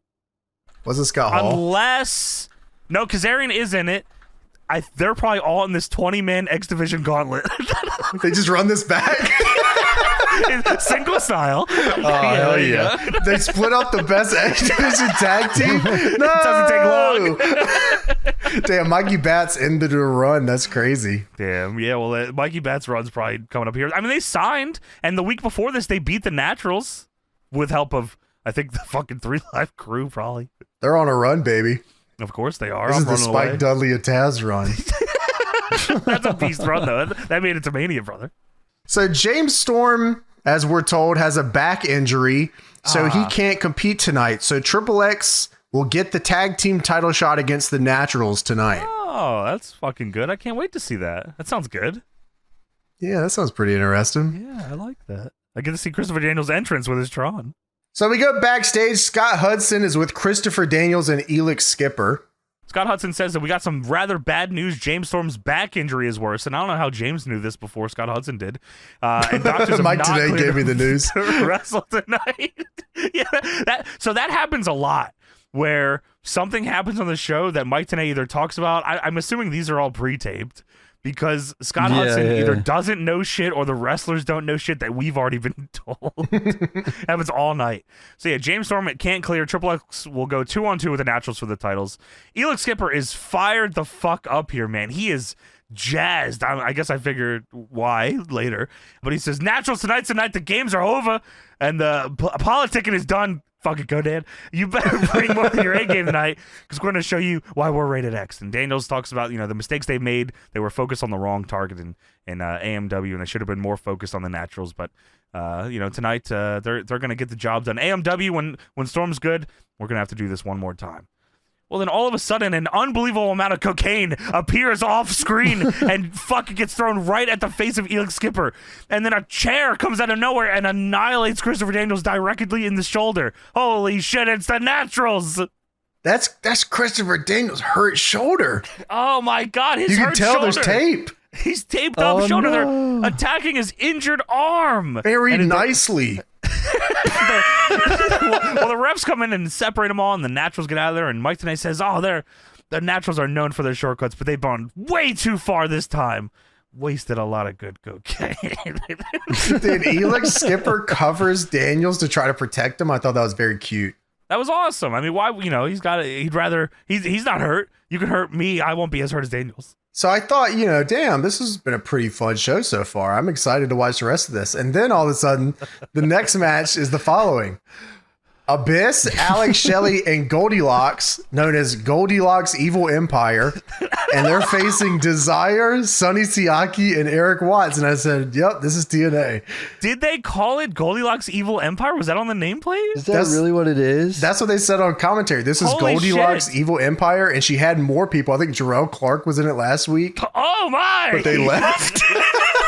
Oh, god, they escaped that goddamn shit. Yeah, dude, the second I saw Team Eric Watts, I lost my smile. It's time to get out of the asylum, guys. I can tell you what's going on, James, if you'd like to know here. Run it down. All right, so all 3 of the people on the not Goldilocks team have issues with Goldilocks for one reason or another. These reasons are Eric Watts is Goldilocks' ex-boyfriend. And he lost his fortune and was frozen out of his contract because of Goldilocks. And then contract with who? With TNA. He made a Goldilocks fortune. kept him kept Eric Watts out of TNA. Yeah, that's right. Goldilocks he was out of TNA because of Goldilocks. So he couldn't be in Goldilocks Empire, Evil Empire. He was kicked out. They broke up. And she found baby bear Alex Shelley. Sonny Siaki was forced to become Goldilocks' servant, and Desire has been trying to free Sonny Siaki from this for weeks. And Desire was the only one smart enough to read Eric Watts' contract, because the fine print said that they didn't really explain what the fine print said. There was something in the fine print that got Eric Watts back in the company. So you like this angle now? Does the winner get a title shot? This is a personal rivalry here. TNA's not that kind of company. Come on, Jim. What what is so Goldilocks was a backstage interviewer and now she runs an evil empire. Yes. And she's cool. She's trying to take over. I actually think this would be sure. I would totally be way more into this if I didn't have to see Team Eric Watts. I mean, what if it was Abdullah the Butcher? I would have been like, wow, they cooked. Wow. I would have been Desire found the fine print in Abdullah the Butcher's contract, and he's able to wrestle in TNA. Abdullah the Butcher was dating Goldilocks. I would have been like, wow, they cooked. Abdullah the Butcher, the ex-boyfriend of Goldilocks. I love it. Frozen out of his fortunes from TNA. Yeah, that is insane to say. The story. That is the story. Kid Kash ain't no goddamn fortune in nothing. I fucking hate this fucking this stupid fucking place. This fucking young kid here wants to fucking do moves. Are you kidding me? Fuck this. So does the winner get a fucking title shot? Where's my fucking pyro? Conan, tell him that shit. They just don't like each other or something. They they have beef. They have Who, AJ and Cash? No, well, yeah, probably. But I mean, this storyline here, this 6-man, yeah, that's right. Yeah. They could have just given him heat. They don't need to just lore, or do they? This is a storyline, bro. I'm not telling you said that. Yeah, so now you know the context, so you're into it more. Yes. Good. So, yeah, man, we start this match. Abyss eats a big boot from Eric Watts before Sonny Siaki comes in to hit a double suplex on Abyss. Did you notice that when Abyss and Eric Watts started, I know it was hard for you to pay attention to Eric Watts, but I need you to, I don't know if you noticed this or not, but Abyss is punching Eric Watts. Eric Watts from punch number 1 is dead selling. He's done. He's like on the ground. It's over for Eric Watts. Eric Watts is a professional wrestler. He's a wrestler. Professional might be another word. That is a thing necessary. Will say. I'd put another word in front of wrestler. Shitty, I'd probably put there. Dog shit might be another one there for it. The worst might be a good 2-hit combo. Hey, put some respect on the Watts name, all right? The lineage of the family. Yeah, his dad knew he sucked too. Come on, man. Even he was surprised he was here. So, whoa, all right, cool. Sonny Siaki is now putting the heat on Alex Shelley. The crowd is chanting Ole. This match is needed here. This match has no heat whatsoever. Dude, I'm heated as I watch it. Dude, I'm upset. Yeah, I'm sad. A bit. I can imagine you sitting there just grumpy as shit. Yeah, I was grumpy. I was like, oh man, I had to write all this down. So Abyss pulls the rope down, and Eric Watts goes over and takes Abyss, a shitter. Yeah, Abyss throws him into the barricade, and Shelley then takes over on Watts inside the ring and tags into Abyss. Abyss then lines Watts, and he takes a Rikishi bump off of what seems like a nothing line. So I was pretty surprised by that. It was a phantom clothesline, and he was already, like, Abyss hadn't even thrown the clothesline yet, and I think Eric Watts was upside down. It's fucking insane. So Alex Shelley demanded to be tagged in because he's very selfish. He wants to get the win. And I mean, Eric Watts has been dead selling from the beginning of the match, so this should be a pretty easy win here. Yeah, I mean, he sucks. But of course, Eric Watts just gets up and hot shots him. All right. Dude, what the fuck? Hey, man. So Sonny Siaki gets in. He has a good babyface hot tag. Lots of blockbusters on this show, and we're only 2 matches in. Fuck Buff. That's what it is. It said on the back, do all of Buff Bagel's moves. Sonny Siaki hits a pop-up Samoan drop for a 2 on Alex Shelley. Cool. Abyss hits a choke slam on Siaki and hits the taunt. Dude, he died. Huge choke slam and then Abyss taunt. I was fired up for it. That was my favorite part of the match. Goldilocks then tags herself in, thinking that, Siaki's going to sell. He doesn't. No, he does not. He kips up. Dude, he kips up out of an Abyss choke slam? Fuck you. Fuck you, man. Are you kidding me? Who called this shit? Siaki's up next, bro. He's the Rock. Dude, I think Siaki's run is already coming to an end here, Tony. Oh, his little Rock reign is over? I don't know if Siaki makes it out of the asylum. He was the next big legend. He definitely was teaming on Impact with Hector Garza or something. Come on. That might be true. Or you're thinking of I don't fucking remember now. Damn. I can remember his head. Dude, I remember the shape of this man. Fuck. Apollo. That's who it was. Apollo, yeah. Right, sorry. Apollo, way better than Eric Watts, who sucks. Yeah, man. So Goldilocks tags herself in. Sonny Siaki no-sells Abyss, which got him fired, hopefully. And they stare down Sonny Siaki and Goldilocks. It's like Rock and Austin. Dude, he gets the biggest pop of the match. He does the Rock kip up and stares at Austin in the eyes. Just one. It does get the biggest pop of the fucking match. So, yeah, man. Desire then gets tagged in. And then everyone comes in, and now it's a Pier 6 brawl. So Eric Watts goes for the 10. I hate this guy. Eric Watts. What if he was Eric Wyatt's? He'd probably be better, but sadly he's not. What if he was Eric Guyotts?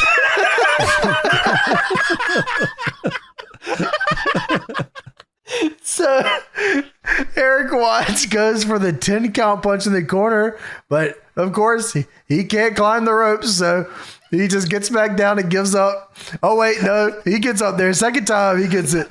Nobody counts with him. 10 punches and then a clothesline. Awesome. All right, here we go. Yeah, Desire then grabs Goldilocks by the hair. Mike Tenay says, "This is what we wanted to see." And I'm sitting here like, what the fuck? What do you mean we? Yeah, shit's crazy, man. Of course. Abyss then grabs Desire by the hair and then goozles her. Oh my, but the biggest fucking moment of the match is here, James. I mean, like, I was holding off for this, my excitement of who is going to come out here to make the save. Dude, there's no way this person's name is Georgie. Georgie Watts is here. This is Georgie Watts. Yeah. This is Georgie Watts, which is Eric Watts' wife.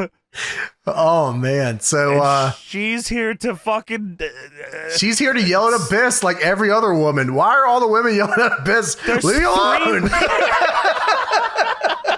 There's 3 women surrounding Abyss shouting at him as he has Desire goozled. I don't know why Abyss has any idea who Georgie Watts is or why you would listen to her.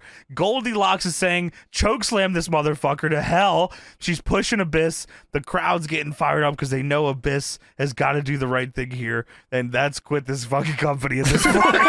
He's got to quit and go wrestle the Undertaker at WrestleMania. Yeah, right you're not now. making out of the asylum this way, Abyss. Goldilocks slaps Abyss. That's what we call open hand slap. Dude, they get fired up on commentary. They go, "You got 3 women coming at him from all sides."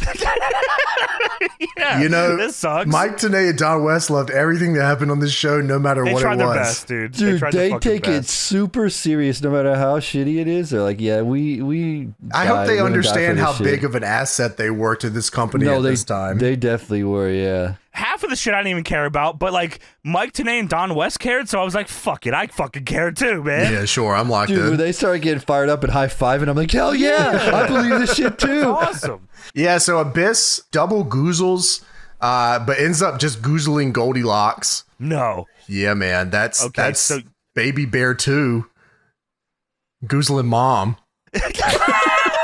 I don't understand what's going on. That's not the 3 Bears story, but all right. I thought that's how that book ended. Yeah, man. The mama bear gets goozled. So, James, Abyss has Goldilocks goozled. That is the universal sign for one and only move. The backbreaker. And then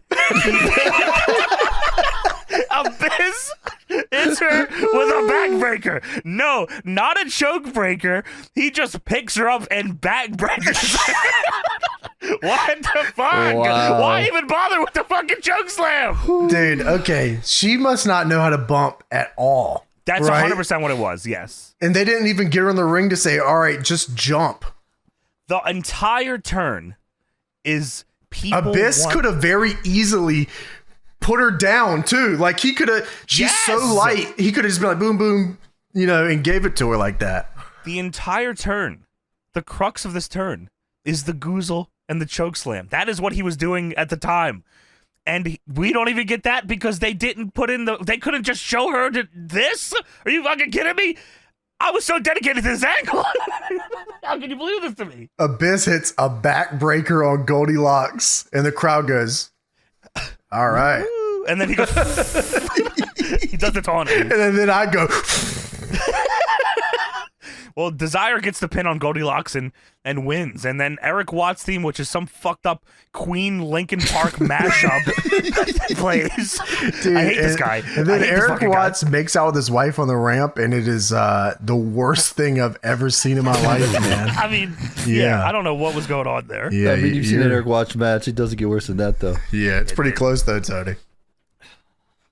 So we go backstage. Scott Hudson is with Team Canada. Scott D'Amore is in his Bobby Roode robe. So yeah, Scott Hudson talks about the last match tonight with Dusty Rhodes, potentially in the NWA. He has a 34-year history in the organization, and tonight it could go up in flames. How do you sleep at night, sir? And Scott D'Amore goes on a fucking crazy promo here. It's actually not a bad promo. It's a good promo. Yeah, he talks about Dusty and his history with him, and Dusty likes to call himself the American Dream, and he can't think of a better nickname for someone that's self-serving, lying, egomaniac that has never done anything to benefit anyone but himself. That's a perfect example of what USA stands for. And he says, Dusty, you talk about a boot tradition. You like to talk about the tradition of the NWA, but I don't think it was that many years ago that the first time somebody waved money in your greedy face, you went north, you put on the yellow polka dots, you dance around like the circus freak I knew you were. And tonight, for the boys, the organization, Vince Russo, I'm gonna fucking get rid of you. And dude, this last line was awesome. They say an athlete dies 2 deaths, one when his career is over, and the other when he passes on. And tonight at my hands, you die your first death. It's a good promo. This is way too good of a promo for what I know this match is going to be. I know, dude. I know this shit ain't going to be nothing. But, like, yeah, he made you believe in it. So there was a glimmer of hope. I was like, someone's running the blade. That's awesome. But no. I fooled myself there. So we go to a pre-tape. Kid Kash and AJ Styles have been feuding over tables. They fucking hate tables and each other. So, yeah, Kid Kash and AJ have been feuding for a bit. After Kid Kash eliminated AJ from a battle royal, like in a shitty way. I think Kash got eliminated and then eliminated AJ, and then they brawled. And Kid Kash has been going back and forth with them. They fell off the Raven's Nest through a table. Kash Rona'd AJ from the top to the floor through a table. For some reason, also in that match, AJ was dressed like Grandmaster Sexay. I'm not sure what was going on. He used to wear that. I don't know. That was crazy looking. I imagine it was 3 Live Crew. And then the final showdown will take place.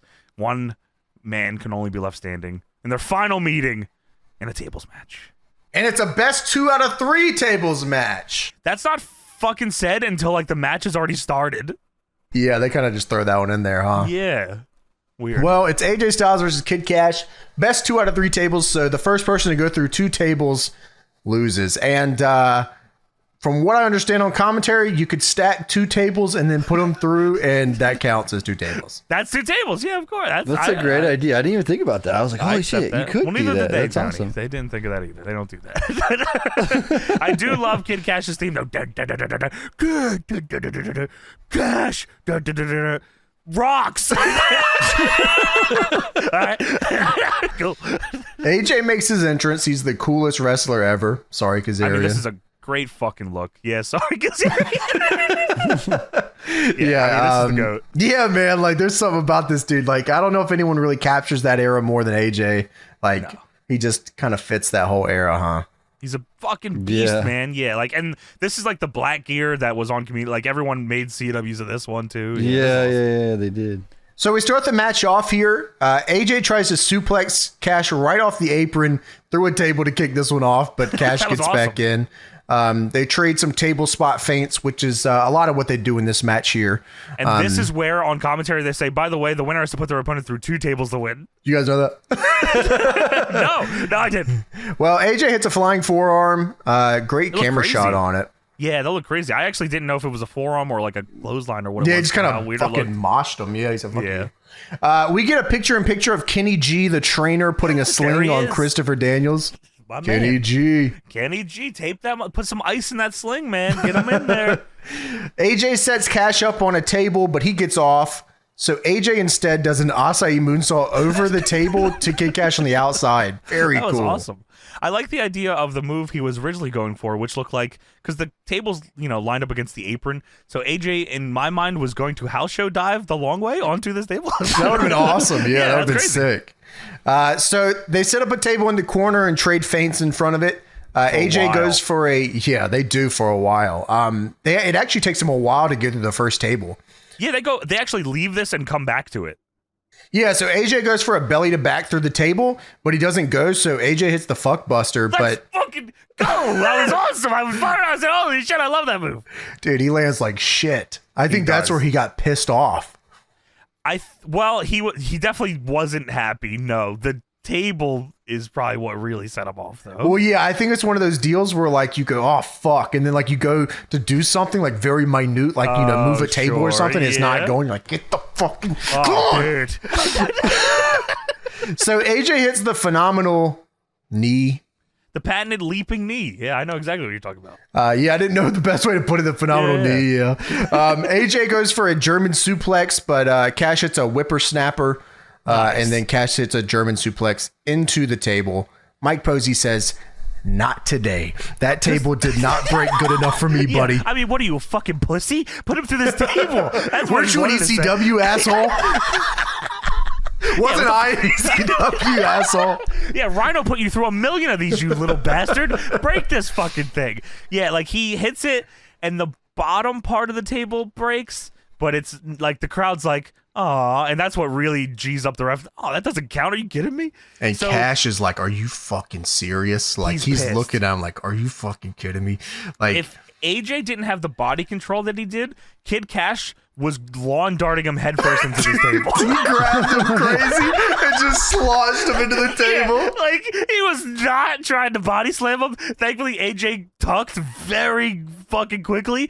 He was going forehead into this table, man. It was nuts. And now Kash, the table's broken, so he has the point, and Kid Kash is in the ref's face, F-bombing him crazy. Now Kid Kash is attacking the table. Just beat the shit out of it. Kicking the table's ass. And like, it's an awkward amount of time where AJ is selling and Kid Kash is like throwing a tantrum, stomping on this table like a baby. So Kid Kash tells the ref to look away and then low blows Styles. Why? Who knows? He's gonna take a table point from him? Kash then hits an X-Plex, and this is fucking, he's getting mean with these, dude. I was like, oh, baby. Kash tries to grab a piece of the table that he broke, and then Styles hits him extremely hard in the back with an enziguri. He clobbers him with it. It was definitely like, fucking lighten up, buddy. Yeah, for real. Up and over Kash goes. AJ hits a springboard kick, and Kid Kash falls through the table on the outside, making the score 1-1. Yeah, you can fucking just kick me off the apron. I'll go through the table. Fuck you. I'm going to jump as hard as I can into this table. For some reason, we didn't gimmick any of these. How's that possible? So AJ is messing around with this table on the outside, and he goes to put it in front of him, but Kid Kash just drop kicks him instead. And Kid Kash starts messing around with this table. And at this point, I think that Kid Kash is so over this stipulation right now, it's unbelievable. He is tilted beyond belief. Now, the amount of time that it takes for them to finally get this table into the ring. I mean, like, I don't know if it was definitely not 5 minutes, but it felt like I could believe it if you told me it was, because it felt like an eternity. It was so awkward. The crowd is just like playing with their fucking thumbs and like laughing as AJ is struggling to get this table into the ring. And they're like right beside him. Yeah, the crowd is so close. Because when Kid Kash goes to do it, someone says some shit to him and he turns around and says, fuck you, man. Yeah, so the table's longer than the actual length of the ring to the crowd. So he's trying to drag it out up already. Yeah, he's trying to like undo it and not hit the fans. Yes, that's right. And AJ has half of the table in the ring, and he's trying to force it through with the legs down through. The referee, Mike Posey, is staring at him because he's not fucking helping him. And Dude, AJ's like, I would have yelled at the ref, you help me get this fucking, hold this rope up for me. I'm getting this table in. Hell yeah. AJ is red-faced trying to get this shit in. They show 4 different camera angles trying to like make it seem not as bad. It's fucking bad.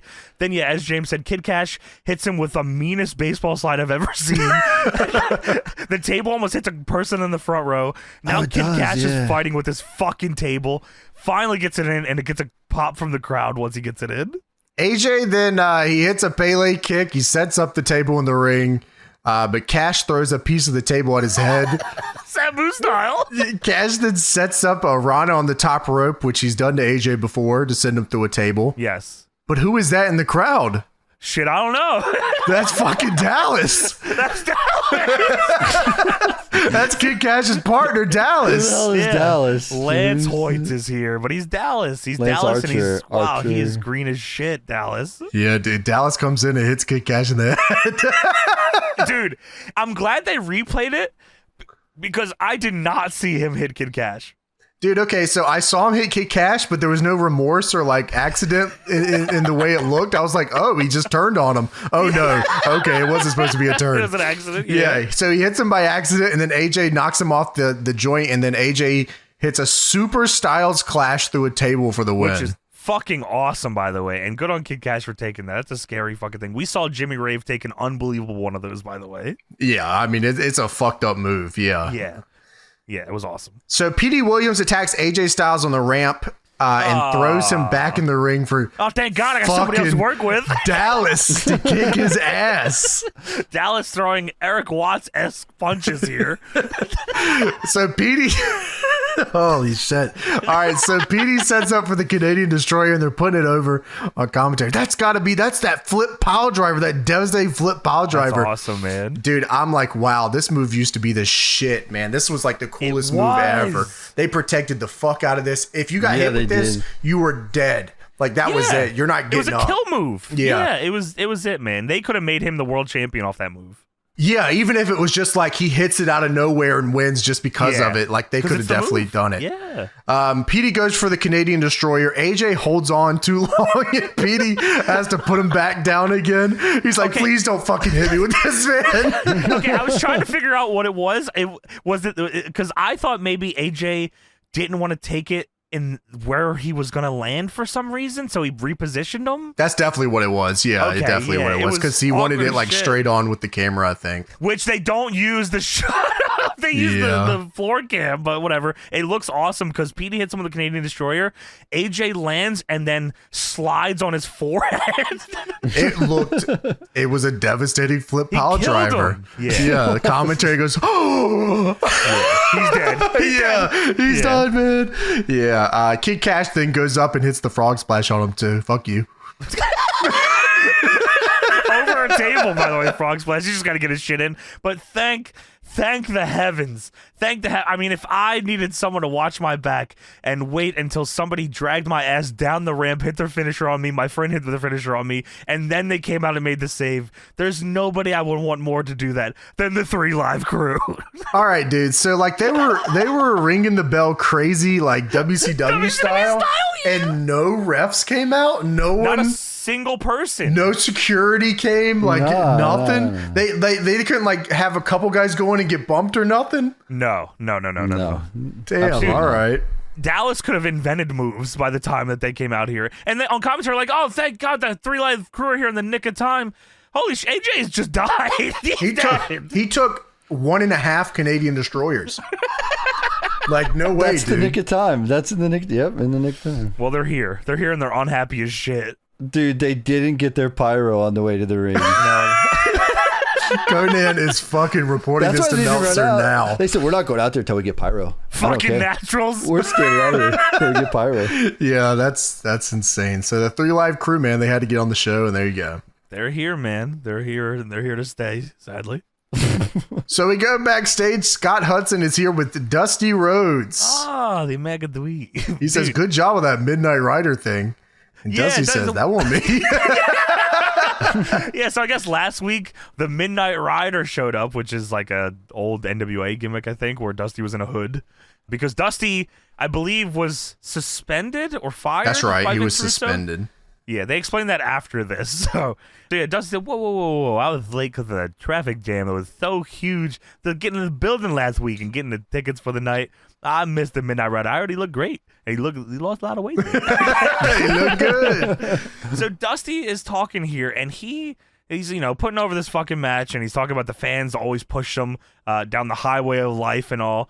And then I don't know like what happens at the end here, but it turns into him talking about Jeff Hardy, which I know like Jeff Hardy's a part of this angle, which we'll talk about. But Dusty Rhodes says, I got a vested interest in Jeff Hardy to be the World Heavyweight Champion tonight. And you know what that would do for me if Jeff Hardy became champion and I went to his house and I got him and I drove him all the way here in a Cadillac and all that stuff? I'd be moved up into a stature. A stature, my friend, that I'm gunning for, and that's what it's all about. What? Hey. What Hey, are you fucking talking about? Hey, this just sold 80,000 tickets. You're right. I was buying to see. I'm Jeff buying Hardy whatever the hell he's selling. Dude, I'm buying the fucking- stature. I'm getting The it. stature of Jeff Hardy? Yeah, I'm getting moving two. I'll on. take 2 statues. What if A I Jeff went and to a his Dusty. house in that big Cadillac and all that stuff? Let that man talk. I'm moving up to the east side, baby. All right, Dusty, I fuck with you heavy, bro. I don't know what you're talking this about. is Get cool, the fuck man. out of here. Dude, Go like, shit yeah, match. they just sold 750 tickets to whatever he's talking about. I mean, good on him, man. That was insane, though. Yeah. That's what he does, man. That's what he does. They pay him the big bucks to talk about the stature of Jeff Hardy. There he is. He's doing it. So we go to a pre-tape. Dusty Rhodes, huge Jeff Hardy fan. Okay, Huge. so this, yeah. Why didn't they play this before this promo? Yeah, that's a good point. Would have made a lot more sense. So all right. Here's the Dusty Rhodes angle for those that are unawares. So Jeff Hardy signed a contract for a shot at the NWA title. Dusty Rhodes was flipping out at Vince Russo in the ring at some fucking show. They have personal issues between each other, and Dusty Rhodes is fucking heated. You sent me to North Carolina. I brought him back for you. I gave him my word. So I guess, I don't know if Vince Russo doesn't want to give him the title shot or what this is, but Scott D'Amore is pissed as well because Russo has been letting Dusty Rhodes get away with whatever he wants. Dusty Rhodes is attacking dudes and doing whatever he wants. Russo has now had enough. He wants Dusty Rhodes to fucking let him do his job. He's been out of control, and he suspends him. So Dusty Rhodes is now at a show with one Harris brother and a ticket because he bought a ticket to the show. He attacks Scott D'Amore and Team Canada over the guardrail. So he's super suspended now. And then the 3 Live crew introduced the Midnight Rider for a match with Team Canada. Vince Russo's in the back. He can't fucking believe it. He's like, holy fucking shit, man. The Midnight Rider, that's me, the Midnight Rider, hits an elbow drop, wins over Team Canada. Russo says, why the fuck do you keep doing this, man? Dusty Rhodes wants a Scott D'Amore match one-on-one, and Russo says, fine, but if Scott D'Amore defeats you, you got to leave TNA. And also, I'm going to be the referee. So that's the angle. Yep, that's true. All right, it's not a bad angle. Like, I don't mind. Like, Dusty Rhodes is an authority figure. I always am for. And I'll be honest, I actually don't hate Vince Russo as a authority figure either. Like, I accept that he's been around and he has stock and he's fucking from New York. I accept all of this. Well, Dusty Rhodes sold 900 tickets to this show, so yeah, he can do whatever he wants. Yeah, you're right. So Dusty Rhodes versus Scott D'Amore here. Vince Russo, special guest referee. He's got the special New York ref shirt on. Look at the fucking bat. Drip. Yeah, respect the schmear. Dusty Rhodes comes out. They say they are standing on their feet in the asylum for Dusty Rhodes. It's a standing room. There's no seats left. Yeah. So yeah, man, it's Scott D'Amore and Dusty Rhodes, and It's I was interested to see what they come up with here because it was no gimmicks. It was just a match, legit, straight up match. Which the crux of the match is no one trusts Vince Russo, and he has a baseball bat, so obviously he's gonna fuck over Dusty Rhodes. Like that's what this whole thing hinges on. Team Canada and 3 Live Crew are barred from ringside, so like there's not gonna be any shenanigans other than potential Vince Russo shenanigans. I was like, how the fuck do they explain that Vince Russo's out here with a bat that he keeps in the ring the whole time? But Don West says the reason Russo has it is to fight off anyone that interferes just in case security can't get to them in time. Well, they tied that one up with the bow tie. Yeah, makes sense to me, right? Yeah, I mean, I don't need to be spoon-fed, but that I guess I understand. So Dusty and Scott D'Amore tie up in the middle of the ring. Scott backs him to the corner and tries to close fist punch him. Russo hooks his arm to stop him. That pisses Scott off crazy, by the way. He argues with fucking Vince because he did that to Dusty as well, by the way. It pisses him off because he had the upper hand here, and he never, ever gets it back. No. Dusty hits the bionic elbow on the arm of Scott D'Amore. This shit means something to me, man. They're working old school here, brother. So Scott tries to use the Canadian flag, but misses. Dusty grabs it. Then Russo grabs it, allowing Scott to attack Dusty from behind. Glommed his ass. Mike Tenay then informs us, 1, there will be best of broadcasts for the next few weeks. And 2, NWA tag titles are on the line tonight. How do you have so much free time to not talk about this match? I don't know. They were going at a breakneck pace here. So Scott D'Amore goes up top, and he's going for that moonsault. He does do a moonsault, and it looks good. They mentioned on commentary this was his old move. He used to do this. That's awesome. He goes up there, misses a moonsault, and Dusty unloads the combo on Scott D'Amore. Dusty hits a bionic elbow on Russo, and then a bionic elbow on Scott D'Amore. Okay, so it's not, he didn't like purposely do it. He's back. He was throwing a punch back when Russo was telling him to stop throwing close punches, of course, and he accidentally elbowed Russo. Ass, it was accidentally. It was, he looked like right at him. He looked in his eyes. He looks backwards, gazes in his eyes, and then elbows him straight in the face. He looked right at him and went, boom.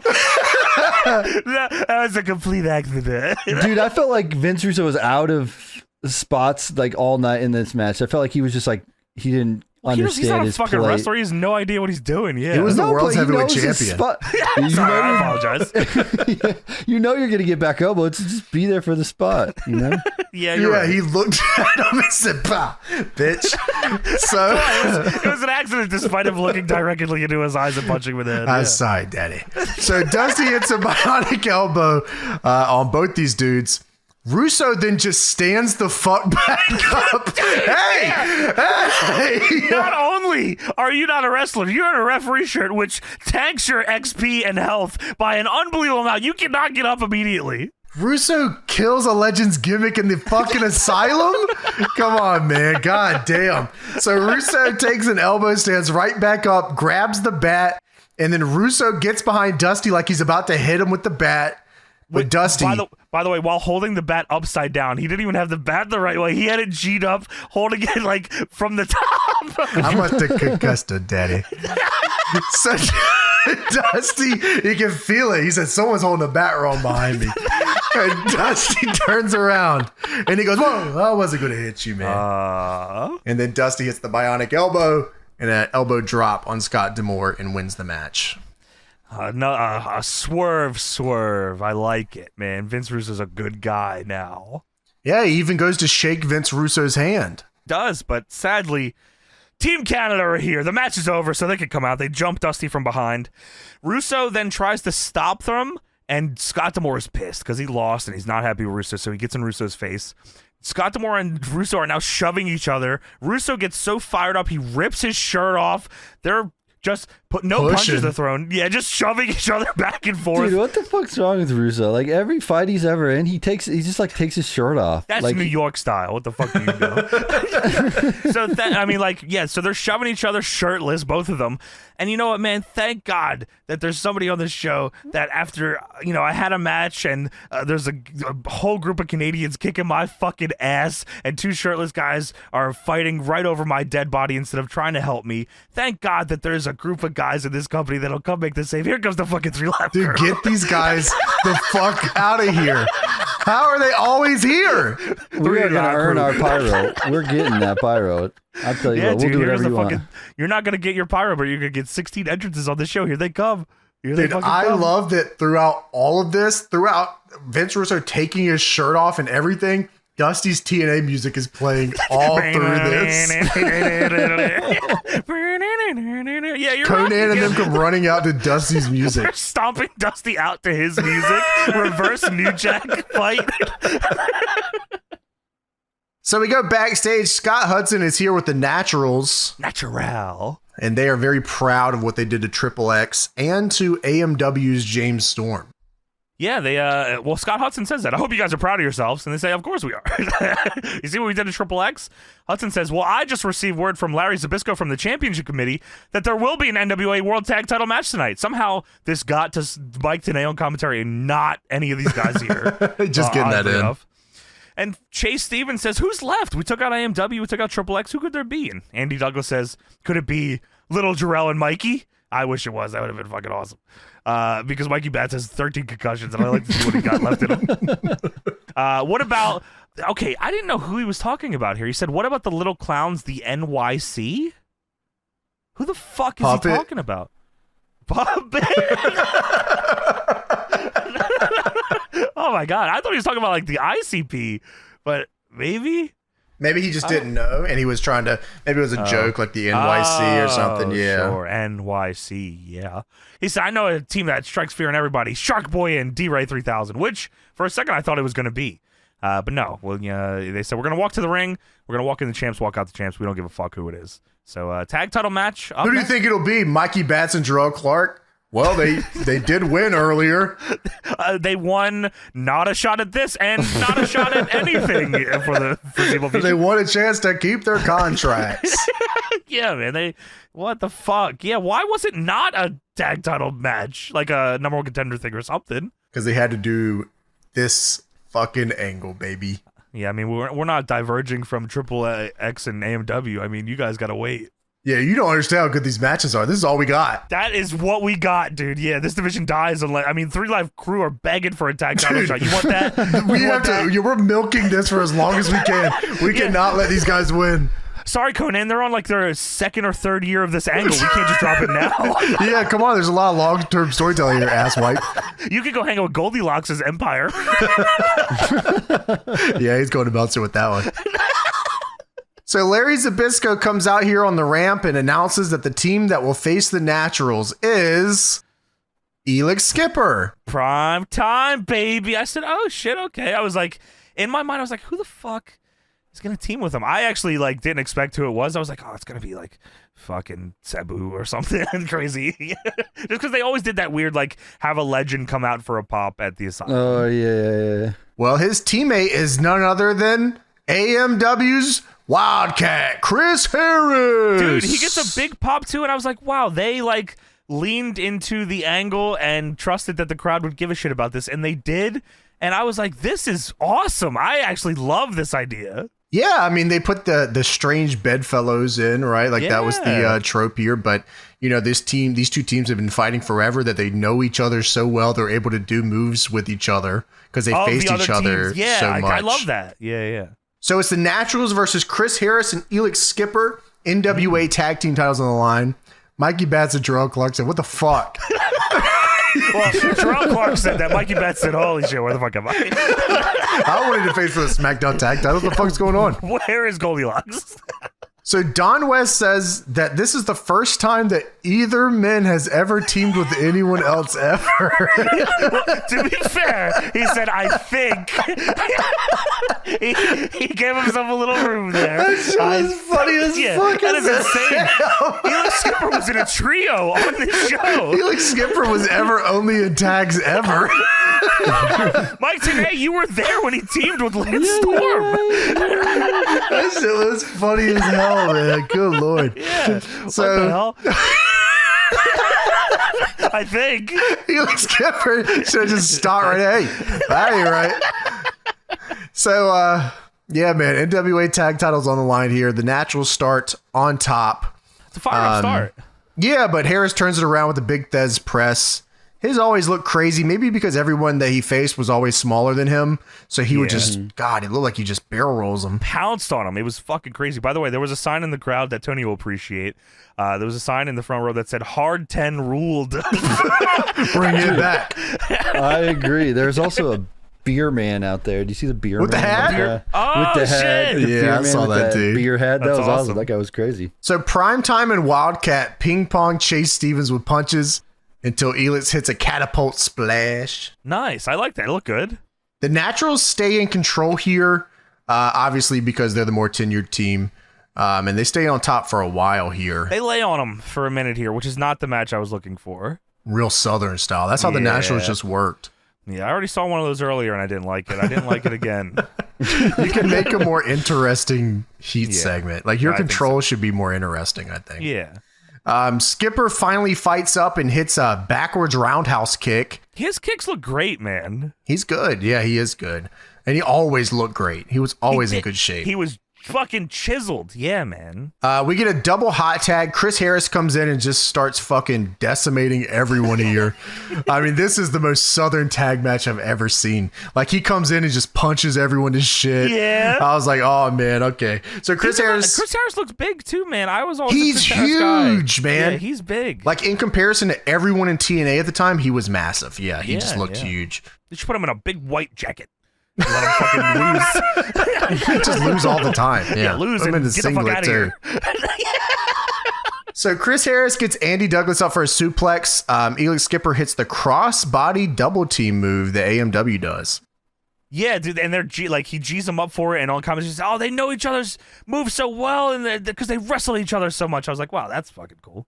So Harris accidentally punches Elix Skipper. Oh, he did it on purpose. Obviously. Mike today said, wait. He might have matrixed out of it. I don't know. Did he hit him? And Elix Skipper says, fuck you, man. Fuck. All right. Looks like he hit him. He tried his best to save it, and then Elix Skipper immediately just starts being an asshole to him. Yeah, so Skipper leaves the ring, and he says, you can win by yourself. And shit. Chris Harris like, you're probably right. I probably can win by myself. Very likely I could. The Naturals suck. So the Naturals hit a double flatliner. That's not even their move. I don't even know what that was because the crowd doesn't even fucking bite on this pinfall. No, not at all, man. Yeah. Elix Skipper. All right, so he says, fuck off, leaves. They hit a double flatliner, and then Elix Skipper says, oh shit. And he runs back in. He gets stopped. Thankfully, Harris just kicks out of it. Dude, I thought that was a good attempt at getting the crowd, and they didn't. Like, they didn't buy any of that. Skipper trying to get back in and them getting cut off, like the kick out no one cared about. I was like, oh, wow, I thought that'd get a bigger reaction. Maybe because the way they did it was just shitty, you know? Yeah. I mean, like, there's no way anyone thought that Chris Harris was going to take a clean pin for the Naturals. Yeah, they're probably like, no fucking way. Look at this guy. Holy shit, man. Yeah. Harris just kicks out of this stupid fucking movie anyway. Shitty ass move. So the Naturals try to use the powder and a chair, but Elix Skipper stops. Chase Stevens, I believe, was holding the chair. Yes, that's right. And he hits him with another chair.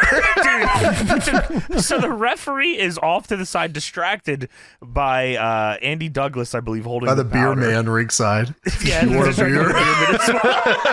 And he said, hard 10 did rule. You're right. So Chris Harris spears the shit out of Andy Douglas. Pins him. Powder went everywhere. Just that was awesome. Yeah, that was awesome. And I can't believe it. Chris Harris and Elix Skipper have beat the Naturals and become the NWA Tag Team Champions. I was actually surprised. I thought we were just going to get like they get fucked and then Chris Harris and Elix Skipper fight after and it sets up another, the three-way tag at the pay-per-view. But no, they win the fucking tag titles together. And I was like, this is awesome. The crowd is fired up for it. Donwa says, what happens now? And Harris and Skipper are just staring each other down holding the tag titles. They're not too happy about it, but they're happy they won, but not with having to be champs with each other. But this is a cool gimmick. It's not often that I see this and I'm like, that didn't make me feel like an asshole for the outcome here. All this kind of leaned in together. This made sense. It wasn't like someone coming out and saying, you two are teaming up because. Oh, yeah. Like, both of their partners are out. Both their partners were injured by the guys in this match. We're going to go kick your fucking ass by any means. Do we know what this led to? I don't know because it doesn't. Well, at the fucking Victory Road, I assume it's AMW and Triple X. It is. I would have done a ladder match and put both the titles up there and then had the teams face and whatever team won would take both the titles back. Yeah, that's awesome. That's a great idea. Well, instead, James, it was an elimination last team standing match. They probably had a battle royal first and then last team standing. Wow. Yeah, Don West, after they win the title, says, so what happens now? What do we even name these guys? I love the idea that's like awesome. super important, like the name of this team. That's what we said too when we were in the back when Jake and Speedball won the tag titles. Oh, what the fuck do we call What is their name? Quick, name. So we go to a pre-tape. The TNA roster gives their thoughts on who will win between Jarrett and Jeff Hardy. Okay, so the first team that had, because really when you're looking for opinions from the TNA roster, I mean, there's a lot of people you can think of, but there's only one team that I really care about, and that's the 3 Live Crew. You got to pick the guys that are up next. They got a bright future. They're Pyro and BG James is 48 years old. He has a bright future. Dude, Batista, DDP, they were all old when they won world titles. Yeah, right? Come on. Conan's up next with his hip. Yeah, BG James was right up there with those guys. That's what I was thinking too. You could have been an Evolution. Yeah, that would have been sweet. Conan's hip is destroyed. He's up next to me, said. Come on now. Jeff Hardy is the guy. Well, Tony, to your point, by the way, these up-and-comers here, 3 Live Crew, Conan is the first one to give his opinion on this entire match. They specifically said, what are your opinions on the outcome of Jeff Hardy versus Jeff Jarrett? Conan says, me personally, I don't care who wins the match. Conan says, suck my balls. And eat my ass. Eat my ass, suck my balls. Well, Me personally, I'm up next, and you're up never, all right? You think I give a fuck about a Jeff Jarrett match? Suck my balls and eat my ass. Meltzer, can you believe this? They asked me. Meltzer, can you believe this shit? Peel my potatoes and toss my salad. I'm fucking out of here. Come on through, you fucking bitch. That is unbelievable. BG James, of course, says, my money is on Jarrett's guitar. And fucking the only one out of the 3 that gave a real answer was goddamn Ron Killing, who said that fucking if Jeff Hardy's got his thinking cap on, then he'll be the new world champion. I would like to work here. I like this place. Suck my balls and eat my ass. Who wins it? Jeff Jarrett and Jeff Hardy. That's enough. Eat my ass. Suck my balls. Yeah. Just grabs his crotch. He pees on him.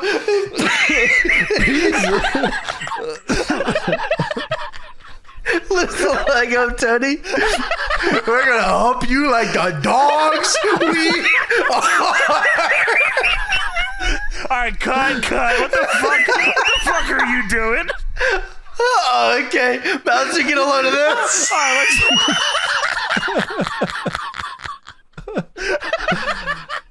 right, they're stifling me. Meltzer, get a load of this. All right, we gotta reshoot that.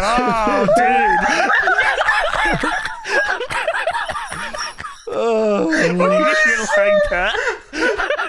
Holy fuck. Oh my god. That is fucking funny as shit. It's busting blood vessels in my fucking head. Holy shit. Okay, so Kid Kash with Dallas says, listen, I heard if you're not cheating, you're not trying hard enough. That's not what you fucking heard.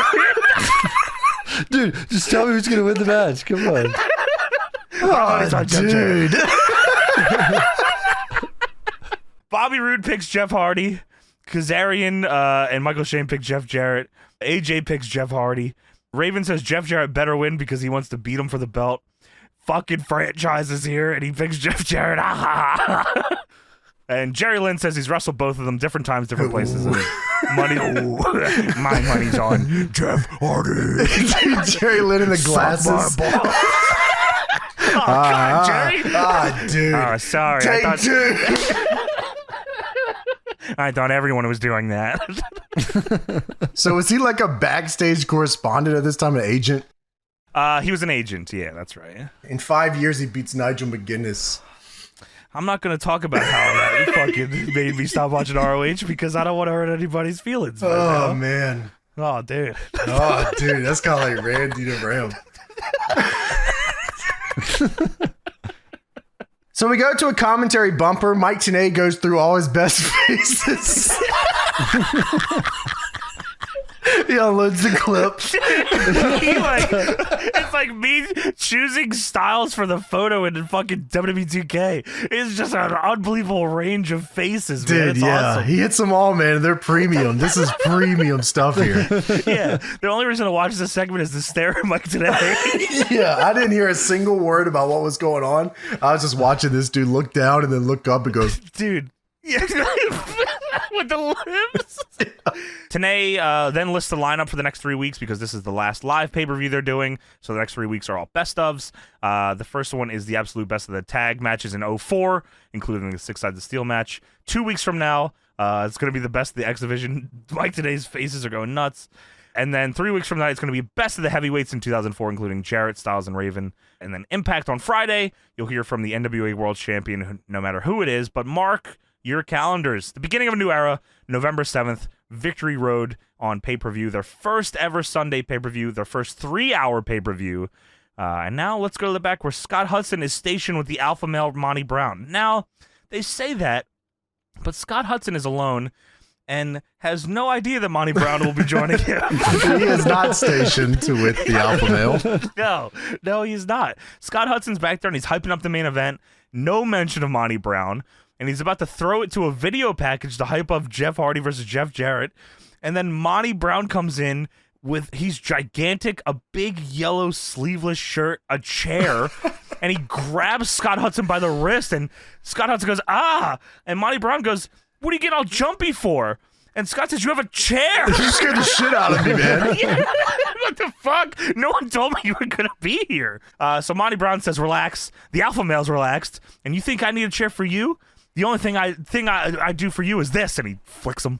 He says, I don't need a chair for you, for Jeff Hardy, for Jeff Jarrett. This chair is for the alpha male to have a ramp side seat to find out what's going to happen on his Serengeti.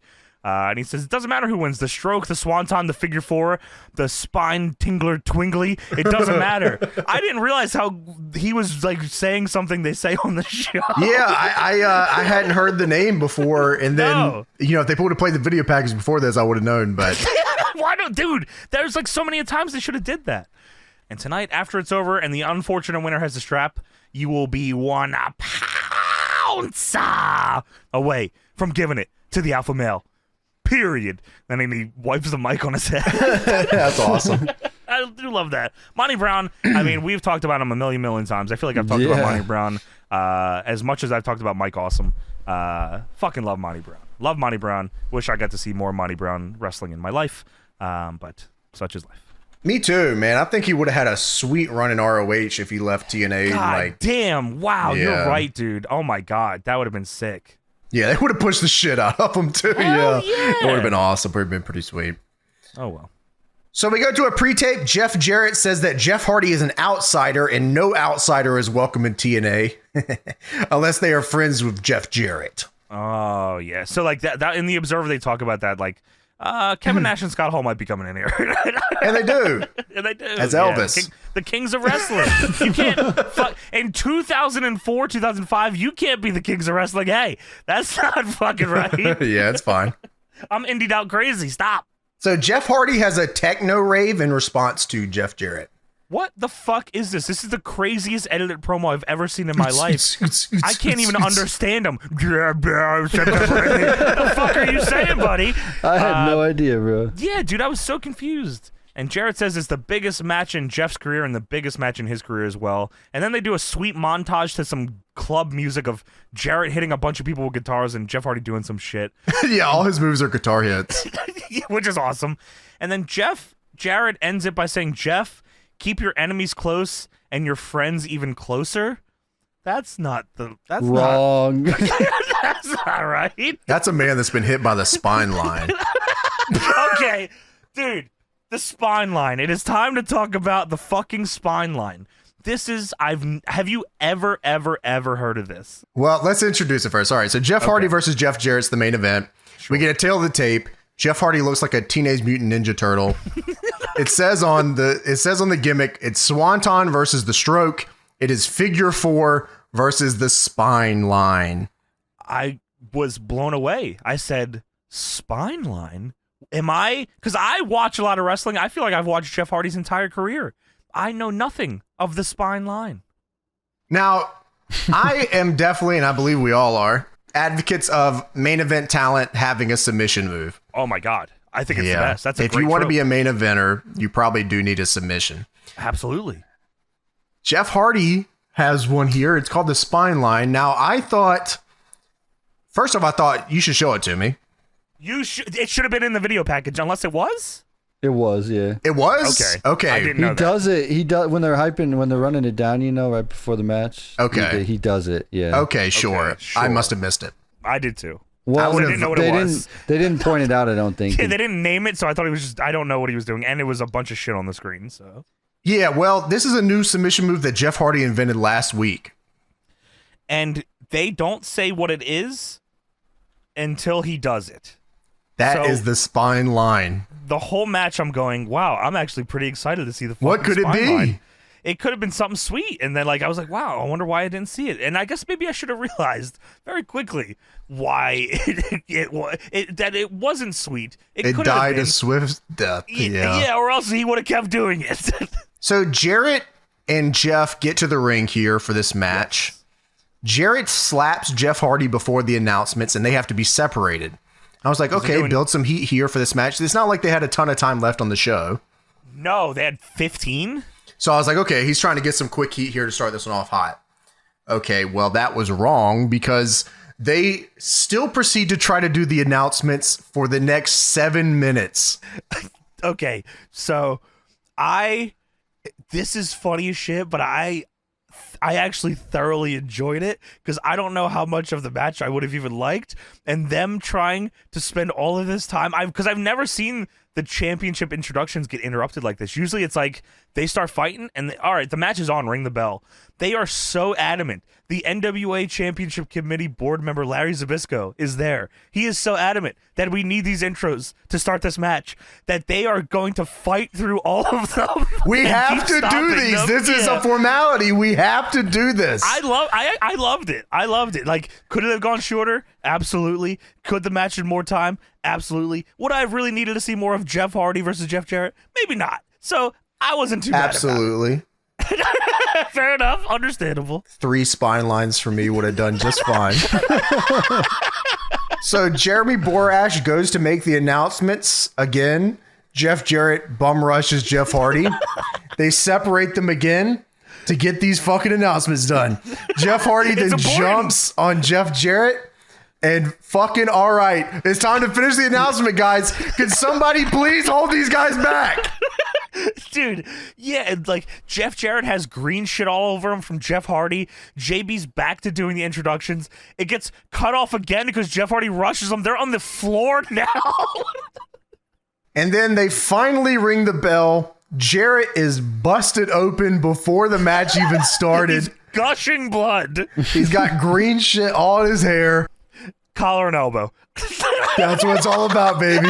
That is the NWA, baby. That's what it's all about. Mike Tenay says that Jeff Hardy won WWF's tag team titles, and he also beat Triple H to win the WWF's Intercontinental Championship. We fucking hate Triple H.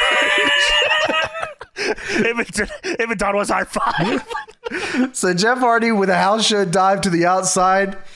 Jarrett goes for the stroke off the second, but Hardy hits a bulldog reversal for a 2. Yes. Jeff is just doing shit to start this one. So instead of like having like a, because they already drew the heat early. So like instead of like having the little beginning that most NWA style matches have, Jeff's like, I'm just going to start coming out with shit. Double axe handle from the top to the floor. Bam. I couldn't fucking believe what I was seeing, man. Jeff Hardy headed to the top, and Jeff Jarrett's on the floor. I said, okay, Jeff Hardy's about to take something gnarly into the sensational flip dive. At the very least, a sensational flip dive, James. Double fucking axe handle. Double axe, feet to the ground from the top rope. I spit on you. That's 10 fucking feet to the ground. I would have rather, like, I don't know, catch me on something. At the very least, double axe, feet to the floor. Holy shit. All right. So Jeff back body drops Jarrett into the crowd. Jeff then climbs to the top rope again. I legit at this point have no idea what he could even possibly be trying. I thought that they were going to do like a table bump. I thought Jeff was going to like go for broke here because Jarrett gigged. I was like, okay, they're going to like trade some crazy shit here. Jarrett probably said they fucking did tables earlier. God damn it. Fucking Kid Kash. I hate Kid Kash. So Jeff climbs to the top rope and dives onto Jarrett into the crowd, and TNA screams so loud it peaks the mic. Dude, I mean, it was a sweet dive. Gotta love the passion. TNA goes fucking nuts, dude. So Jarrett hits him with a chair in the crowd, and oh my God, is that the monster Abyss watching intently?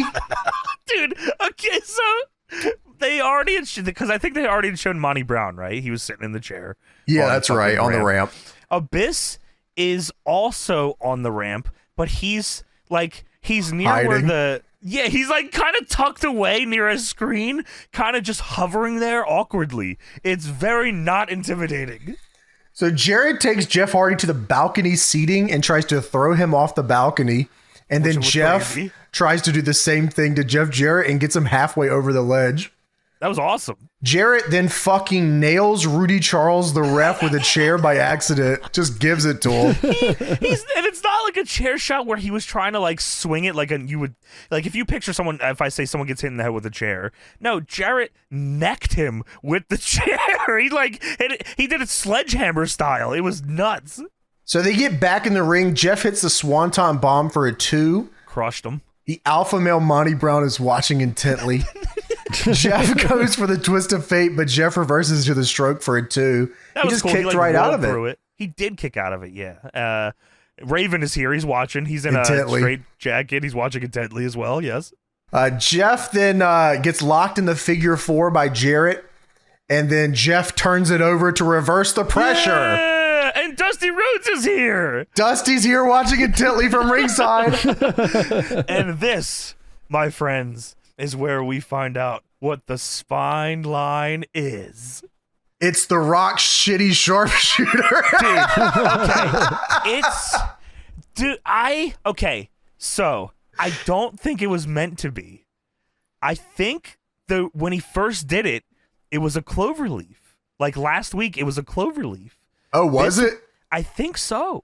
And this week, it's a not step through sharpshooter. It's a Boston Crab to only one side. It is shitty move. Yeah, Boston Crab to one side. Let's put both legs on one side, Boston Crab style. The spine line. You keep that shit over there, Jeff. Don't you fucking come back with that. Yeah, that guy's a horrific death. Didn't know this move existed, and they probably said, all right, let's fucking, we're done with this Jarrett feud. You can stop doing the fucking spine line. This move stinks. You know what's funny is he locks in the spine line, and Jeff Jarrett gets out of it very easily. And then rolls out, and then Dusty throws his ass back in the ring, and then Jeff locks in the spine line again. I had even more time to not like it. So Jarrett then gets the ropes, and then he goes outside, and he hits Dusty in the head. He punches Dusty, and Dusty doesn't sell to the floor. He just like kind of dies on the apron. Then Dusty pulls his ass down, and he hits him with the bionic elbow. This pisses Vince Russo off, who must have been watching the match intently. Runs down with the bat, and he gets in his fucking face. Jarrett then grabs the bat. I love the way this happens. So Russo's got the bat. He's not putting it down for Jarrett. So Dusty's like yelling at him, grabs the bat, puts it on the apron, keeps yelling at him. And then awesome. Jarrett grabs the bat and he tries to swing on Jeff, but misses. So Jeff grabs the bat. Then Russo grabs the bat away from him. And then Jeff hits a flatliner. Holy shit, man. I mean, this couldn't even be Chris Harris. Are you fucking kidding me? Dude, unbelievable. Flatliner that sets up for the Swanton Bomb. What about the Twist of Fate? Yeah. Oh, my God. You're right. That's a fucking great point. You just didn't feel like doing it. Also, Flatliner, and then the next shot is Vince Russo is now laying on the floor outside. Dusty murked him. Okay, great. No problem. So Jarrett then grabs a guitar from space. Oh, he misses the Swanton. Misses the Swanton. Yes. Jarrett grabs the guitar. Where did he get that? It's just like he puts his hand out and then like grabs the guitar. It was No Mercy style. That shit was crazy. Grabs the guitar. Don't you leave the ring? Yeah, grabs it. Yeah. Then Jarrett turns around and hits Jeff in the back of the head with a guitar because he's not turning around.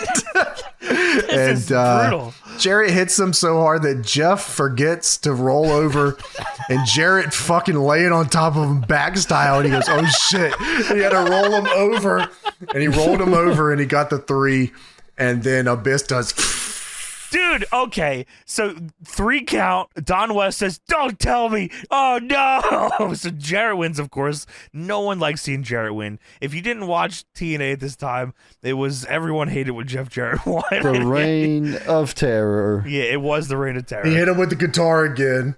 Yeah, he did it, Bree. He did it again. And yeah, so Jarrett wins. Monty Brown is clapping. As James said, Abyss is doing his taunt. And Raven is laughing. And that is how we go off the air with the final weekly pay-per-view with what I would only expect when watching a TNA Asylum show is Jeff Jarrett main event shenanigans with Jeff Jarrett winning. Because he's the goddamn NWA's World Heavyweight Champions. He's the king of the fucking mountain, boys. That's my match. Not yours, Raven. I mean, like, so... I like this show. This was, I mean, a little longer than the shows we usually watch. This was like 2 hours. There was some, some points that I didn't need to watch, like Eric Watts. Dude, wow, yeah. Yeah, I mean, even the Dusty Scott D'Amore stuff had some cute stuff in it that I enjoyed. I won't complain about watching some Dusty Rhodes. I like the show. They were heavy on video packages, which as a viewer 20 years later, I guess I'm not too upset about because I got context for the show. In fact, this podcast drops 1 day after the 20-year anniversary of this episode. Oh, nice. Oh, wow. Which is pretty crazy. Awesome. That was an accident, everybody. But yeah, this is the end of the NWA TNA weekly pay-per-view stuff. To your point, Tony, I watched so fucking many of these. I definitely don't think I watched all 111 of them. No, I was definitely big early and then like kind of tapered out. I don't even know if I watched this show. Maybe I did for Jeff Hardy. But yeah, no, man, I like this show. I like this concept. It made TNA feel different to me at the time because like it felt like, obviously Raw and SmackDown show were on, WCW was gone, and like I was buying these. So I had, another wrestling show to watch every week, and it was like, oh, this is fucking cool. I don't I imagine they would have preferred when you put in your money, $9.95, and you're investing in this product, because it was like that feeling too, like because with Tanae and Don West, you're like, oh, I'm buying in this product, I'm supporting it, and then from the ground up too. Yeah, it's always fun. Yeah, because that was the first time like I got to watch a company from its inception. That's always cool. Yeah, that's awesome. But yeah, I enjoyed it. But Jeff Jarrett is the king of this shit. King of the mountain, motherfuckers. It's his world. It's his world. But that is it for NWA TNA's 111th and final weekly pay-per-view from September 8th, 2004. And that is it for our show. Thank you so much for joining us, everybody. Make sure to check us out on patreon.com/DeadlockPW. Hundreds of hours of content, hundreds of contents over there as well for you. Patreon of all time. Best ever. Sign up right now, patreon.com/DeadlockPW. If you like this pod, you'll love our Patreon. Also, if you love us and you love all things wrestling, then you'll love Deadlock Pro Wrestling. We got a show this weekend, this Sunday in Durham, North Carolina, the Carolina Classic, the 3rd annual Carolina Classic. Come on out, check out all that and all the info for it at dpwtix.com, and you can check out all that and more on dpwondemand.com with our entire catalog And we got some nice stuff on YouTube as well if you look up Deadlock Pro on YouTube. We will be back next week for another edition of the Deadlock Podcast. Yeah.